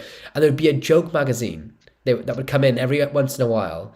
They'd have a few copies, and every now and then at the back of the joke magazine there would be 2 or 3 free magic tricks, and some of them were really good, and that would be like, I would obsess over them. I would be so fucking obsessed about them. And then sometimes one of the free tricks would be like a Q&A, and it would, and as you know, as a 9-year-old, you're looking for swords through coins and shit, and I would be so sad, and I'd be so upset, and they'd be like, teach me how to cut up envelopes, and I'm like, oh fuck, and they put me off Q&As for life. I think my other favourite plot at the minute is PK touches. Yeah. Oh, that's PK powerful. touches just kill. Like, when you perform that to people, they always seems to me that's one of the things that they always talk about after. Yeah. And then they just go and ruin it and introduce you to the friend and say, do that touching one, and it's like, you know what's going to happen now. Kind of spoilt it there. Yeah, I remember. It's funny. So my wife was on stage with Dynamo, and so my wife and sister were on stage with Dynamo at Cardiff live, and he did PK touches to them like 5 years ago, and it's sort of one of the ways we sort of. Wow. Yeah, it's amazing. Jesus. All right. My name is Ophia. I'm looking on my phone to see if I can put a face to the name. Ophia. How would I find Ophia? As well, Ben has also commented as well. So Ben actually had a gig last night. He rung me just before it, and he said he did his card in orange. He got a little inspiration from your Torn and Restored from your tutorial Tuesday with the initials in the corner. Nice, thanks, man. I really appreciate it. Yeah, Ben loves that. Yeah, I think he's got a video of him doing it actually on his Insta. Oh, gotta check that out for sure. I forgot where we are now in comments. The Bluebix. Long story short, I love the old game Rayman, and one of the characters was called it and needed and I needed a username one day, so I chose that. That's cool. The Glubix explained. Yeah. David M. For which hand? I love Manos and Murray's The Trojan Horse Project. Oh yeah, Trojan Horse. Do you know what? I bought the book and I've not gone through it yet. Whoops. I don't know the you've got the book and you haven't read it yet. Oh man, Yeah. Story of my fucking life. Yeah, I think it's because I'm severely dyslexic. I struggle to read, so I just never get through them. Yeah, I find that I'll read like one effect in there, or I'll read like the description of what the effect is, and then I'll go, oh, I got an idea. And I'll fucking close the book and leave, go off on a tangent. Then that generally happens.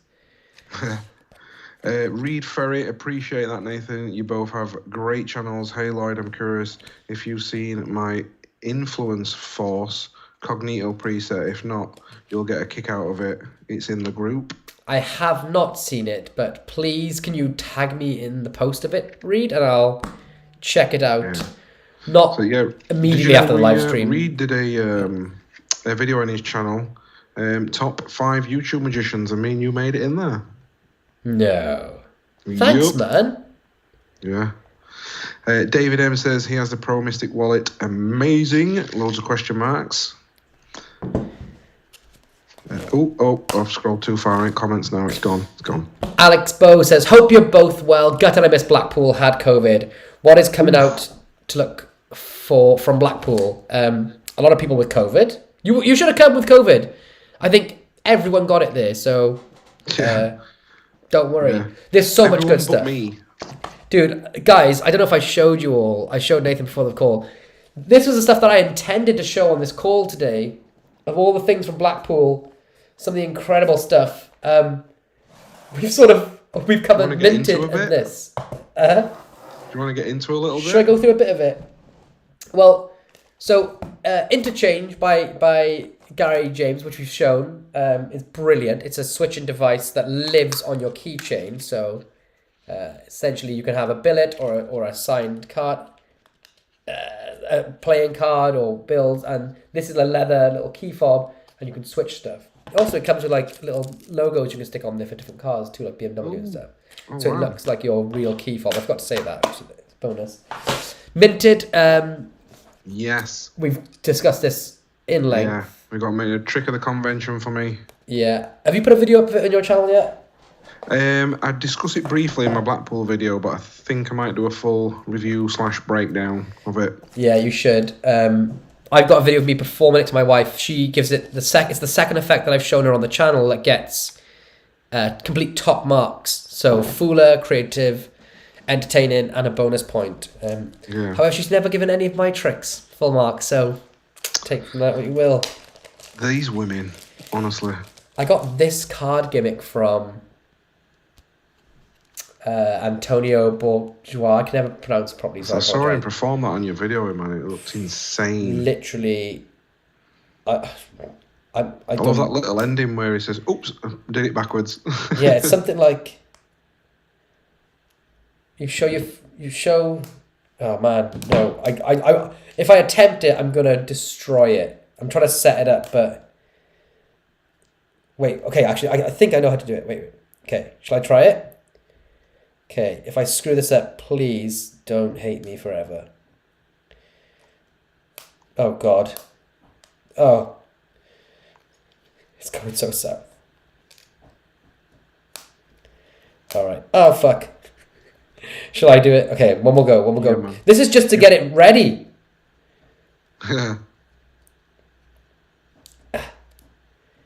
And then here. A couple of people that have just said hello is Adam Dadswell Magic. Word up, gents. How you doing? I met Adam for the first time. He's hey guys, hello. Okay, so 3 of spades. Oh my god, I'm gonna fuck this up, aren't I? So 3 of spades, and you can show it on your phone, and then you go woo, and all the pips have gone, right? And then what Antonio does is that he says, watch. Just like this, you can see how it looks like 1 pip's back? Yeah. And it is. We'll try it again. So I'll go up a bit higher. So it looks like 2 pips are back. Oh, and there it is. And then the last one, you can show this front and back as it's happening as well. Which way does he do it? I can't remember, but I think it's like this. And then you go, oh no, I done it back to front. Shit, sorry. Yeah. Crazy. That I love. Crazy gimmick. So that, I don't know if each one takes him, he had like 20 gimmicks there. And I said, how long does it take you to make them? And he said 4 hours. And I was like, fucking 4 hours for 20 gimmicks. He said, each.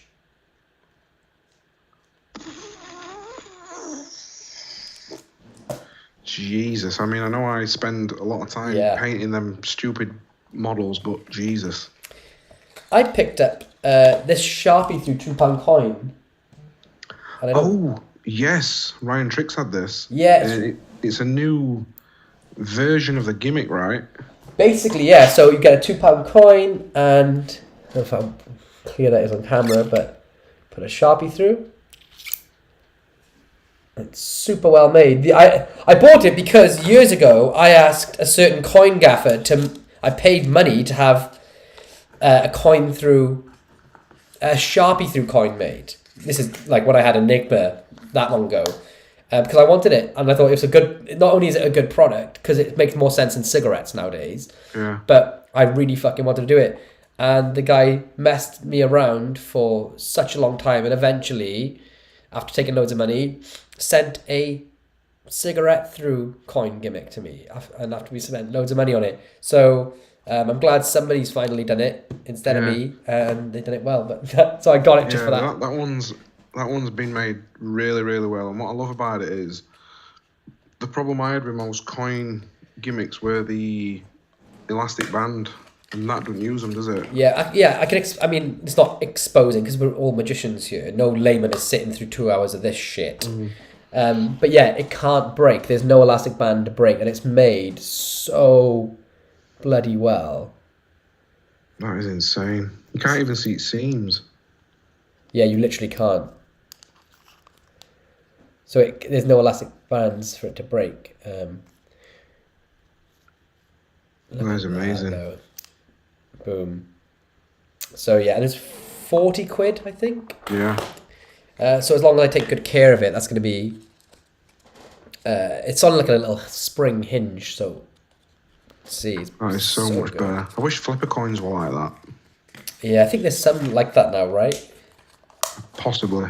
Should be. If there is, I want one. I got given this no credit by Gwilym Bugeja. And I think there's a clip of it in the Blackpool video, but basically you borrow any form of a card from someone, it vanishes. And then you bring out your wallet, and your wallet unfolds like loads of credit cards, and in one of the middle slots is their vanished card. And there's a whole routine with it, and he performed it live at Blackpool, and he nailed with it. Really good. But I guess the one that I think most people are going to be talking about is The Fall by Noel Coulter. I've not seen that one. Oh, it's really good. It's a walk around card through window with a very good method. Very good method. So it's not in light of Craig, it's not a Peter Egg Inc. method, is it? Yeah, Craig's not here. You can be Craig. No, basically this was done live. There was no cuts in this trailer.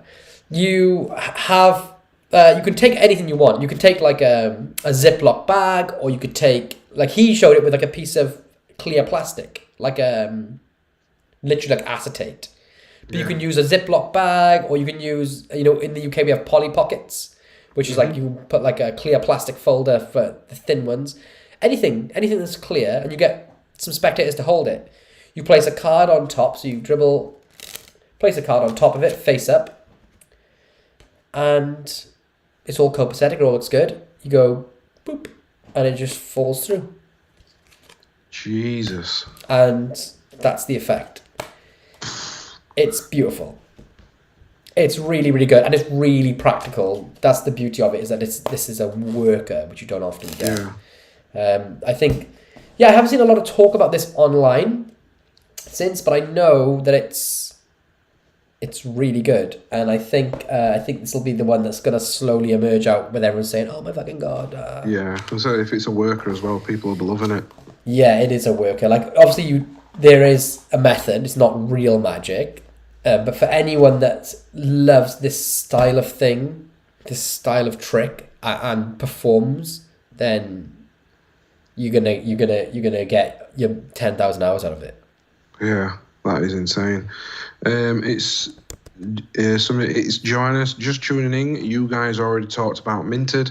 Yeah, we talked about it a little bit earlier, but I can say it was my favouriteest purchase at Blackpool. Yeah. Apart from the prostitute. Let me show you this while we're on about Minted, because I set it up earlier. Can you see? So this is Punked by Paul Carzano. Look how impossible this is. So that looks, for all intents and purposes, I haven't got the Matchbox tray inside here, so this is why I'm gripping it all weird, because I rolled it over. But so you can show it all around, and with the Matchbox tray over, I can show it that way as well.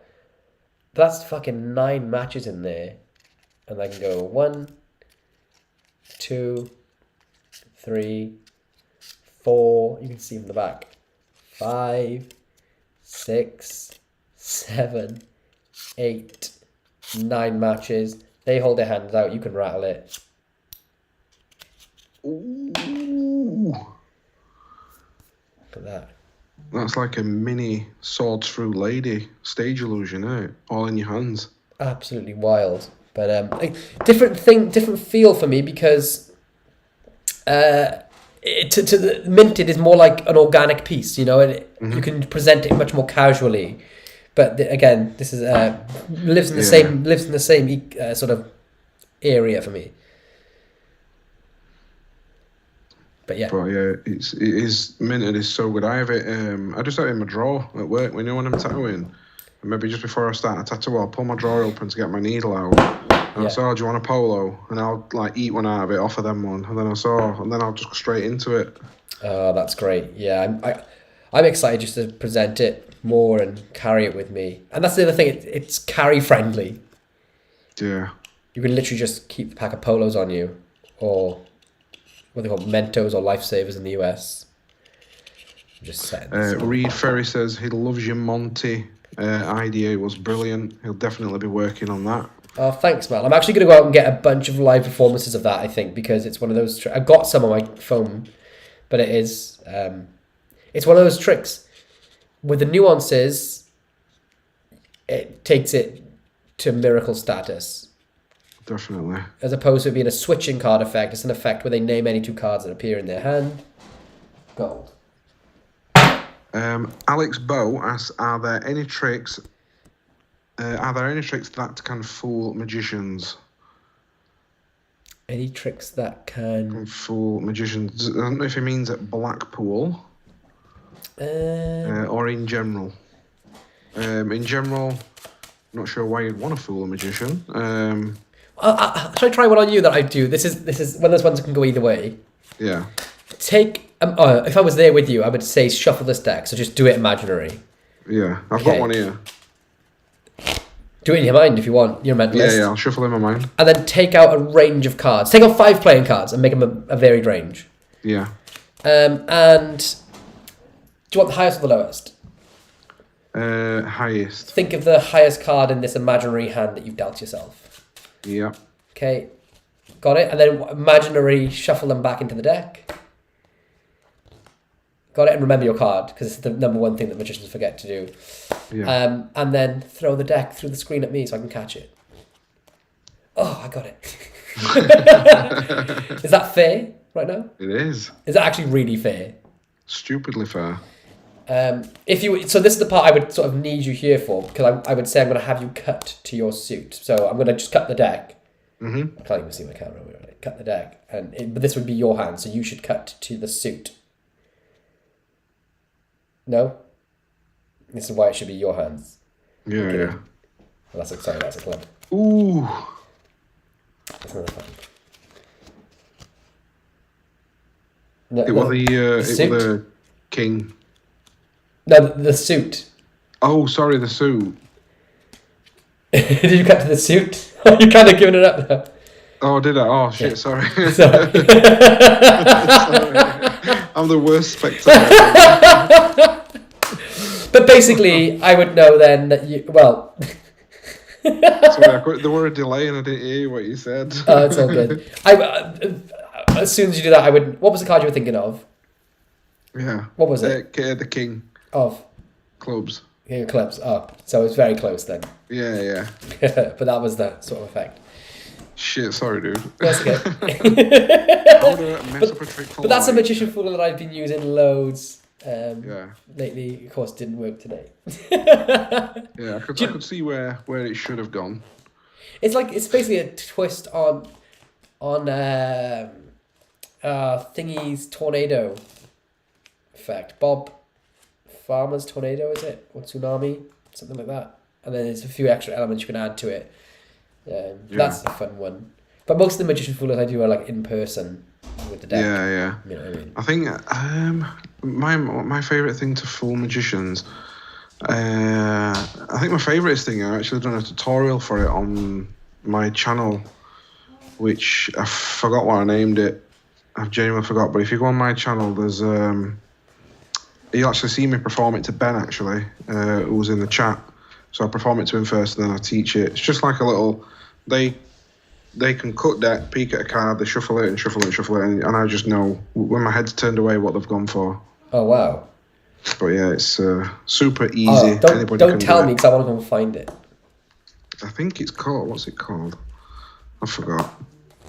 It's on there. It's above. There'll be a video and it says I fooled my magician friend, and then it's about 2 videos up.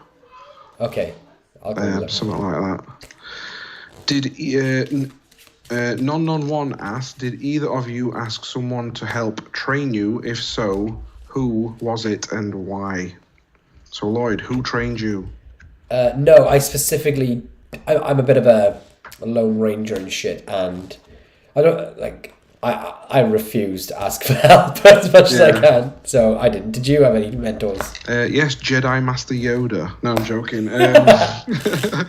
No, not really. I never had... Again, I were all self-taught, and it weren't until about 2 years into me learning magic that I realised there were like conventions and clubs and stuff that you could go to. So like 2 years in that I didn't realise until, these sorts of things existed. Yeah. Which were insane. But yeah, I think mentors to me has obviously been people like Pete, and then every Saturday we used to go to Sheffield Magic Shop, where all magicians just used to meet up and hang out, and a really old school guy called Roger Curzons. He's got some fantastic... I think he invented the original card from envelope or something. Fantastic mentalist. But yeah, he was sort of one that helped me when I transitioned down into mentalism. Oh, that's amazing. I wish I had like a club that I could have gone to like that. Oh, you don't, mate, though. Half of them were terrible.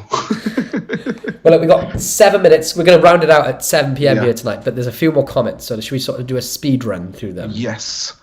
Do you need to have 50 posts, to vote? Oh yeah. Well, if you don't have 50 posts, go and post 49 posts in the latest and greatest, and then please make your vote in the Magic Cafe in the world.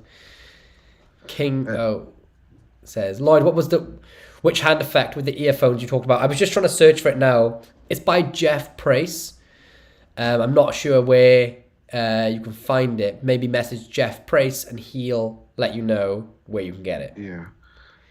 Kill a couple of questions in one. A lot of people have said they've seen that 3 of Spades card gimmick, and a lot of people are asking where you can get it because they didn't see it in Blackpool.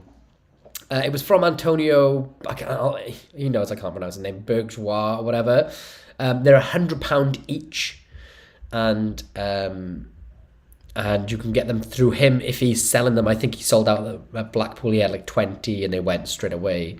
Yeah. I was fortunate to be gifted one because apparently I was his inspiration in magic. Apparently I was his first...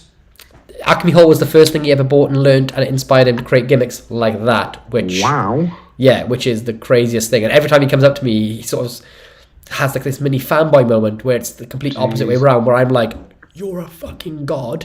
Why are you talking to me? But apparently it's the opposite. I can remember you were there in 2020, and I think I was just talking to you, and he came over and showed you some of the other gimmicks that he had. Yeah. So that was the first time he'd met you, so I witnessed that. Oh, wow. Thoughts on colour change and pass? Solo UFO? Solo Maca Solo UFO asks. Yeah. I can't even see that comment, but... Thoughts on colour change and the pass? Do you want to give yours? My thoughts on it, you're going to hate it, but my pass, I'll show it you right now on screen. So deck goes back. Yeah. That's it. No, I'm completely in agreement with you. I have a saying that I arrogantly come up with, which is... oh, fucking hell, I'll misquote myself, which quoting myself is fucking lame enough, but it's the irony of it, the exact amount of time it takes to perfect the pass is equal to the exact amount of time it takes to realize the pass is unnecessary. Yeah, because exactly. if you don't need, the pass is, you don't need to put, the pass, no, let me get this right. The pass is good, but you don't need to perfect it. No. At all. It's all up. It's all up top. It can be the sloppiest pass and you'll get away with it. Yeah. It all comes down to misdirection and things like that. Yeah, I can do a half decent pass, but it took me equally as long to realise that all that time was wasted, and I should have just learned how to talk to people. Yeah. Someone asked, can you combine Linko by Ben Williams and Minted? I suppose you could. You could, yeah. Oh, yeah. That would be cool.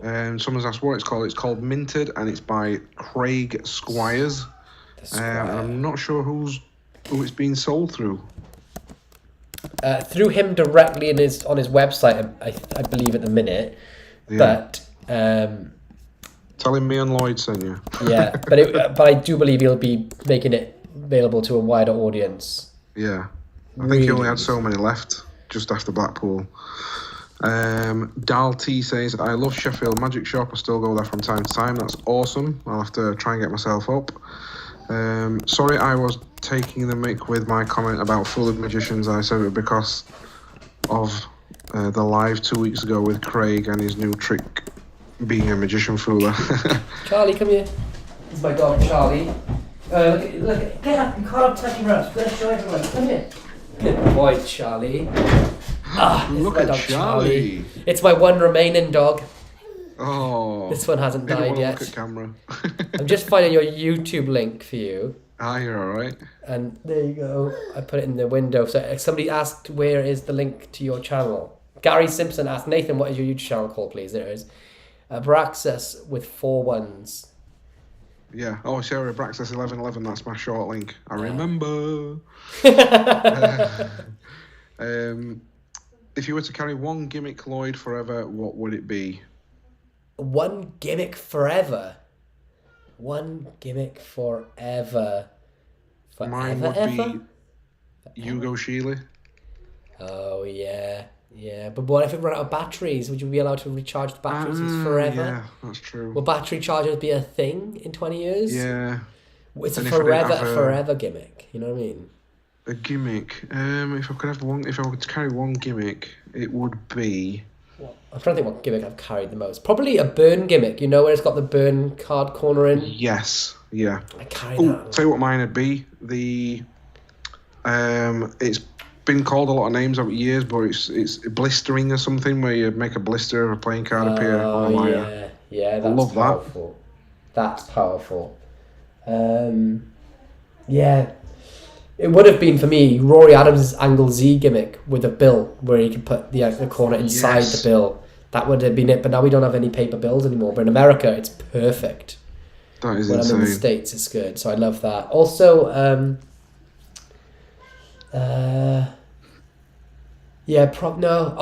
Coin Unique. That's one thing that I bought. I was going to say to you before that, Coin Unique.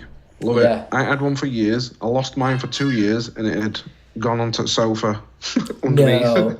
Oh, that's a great find. Well, the thing is, you forget how powerful it is to have 2 coins, take one out, whatever one they choose, and the other one's completely vanished, and you can wear it you could be in bathing shorts. Coin Unique was my jam when I first got into Magic. Like that were I think Coin Unique were probably one of the first gimmick things I ever bought in Magic, and it just stuck with me for years. Yeah, so good. And I've probably spent so many of them. There's a few more things, but King O says, I think I found it, echolocation. I believe that's right. Ben says, Roger also inspired Wayne Fox's knockout original prediction. That's cool. That's interesting. Soon Lil Torp says, minted together with Vice by Jeff Price. Whatever that means. I don't know what Vice is. And what is your, if you want to finish it off on this one, what would be your Desert Island Magic book? If I could take the Art of Astonishment projects and hide John Bannon's Mentalismo in there, they would be my Desert Island books. What about you? Mine would be Paul Brooks' Alchemical Tools, because it's all like performance tips and stuff like that. Wait. Like, the reason I say this though, right? Because if I'm on a desert island and I'm there forever, well, yeah, you're not going to be able to perform. You're not going to fucking perform. So all the stuff that I'm reading is like method heavy. I'm just going to be sat there performing to Wilson the ball.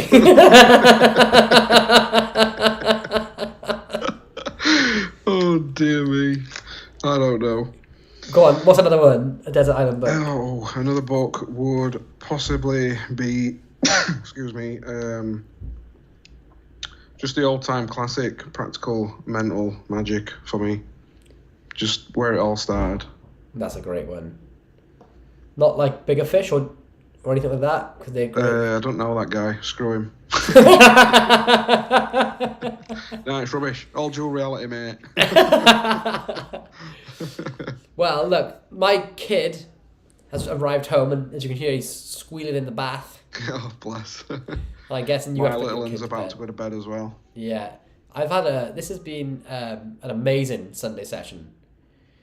I've enjoyed it, man. It's been good. It's gone fast. I can't believe how fast it's gone. Yeah, I'm kind of gutted it's over, because a lot of the times we get derailed in these Sunday sessions by having a laugh or going over other things, but this has been proper juice, you know what I mean? Informative is the word. Yeah, and now I'm like I genuinely am super inspired to go off and I want to create a peak. Like I'm in my head, I'm thinking, how can I create a good peak?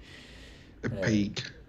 Good peak. Well, maybe next time we should both go away and think of a peak, and we'll have to rejoin and show our findings. Oh, we could do this competition style. I used to do this all the time, where we. But I'm going to be shit because I'm not really good at creating. You're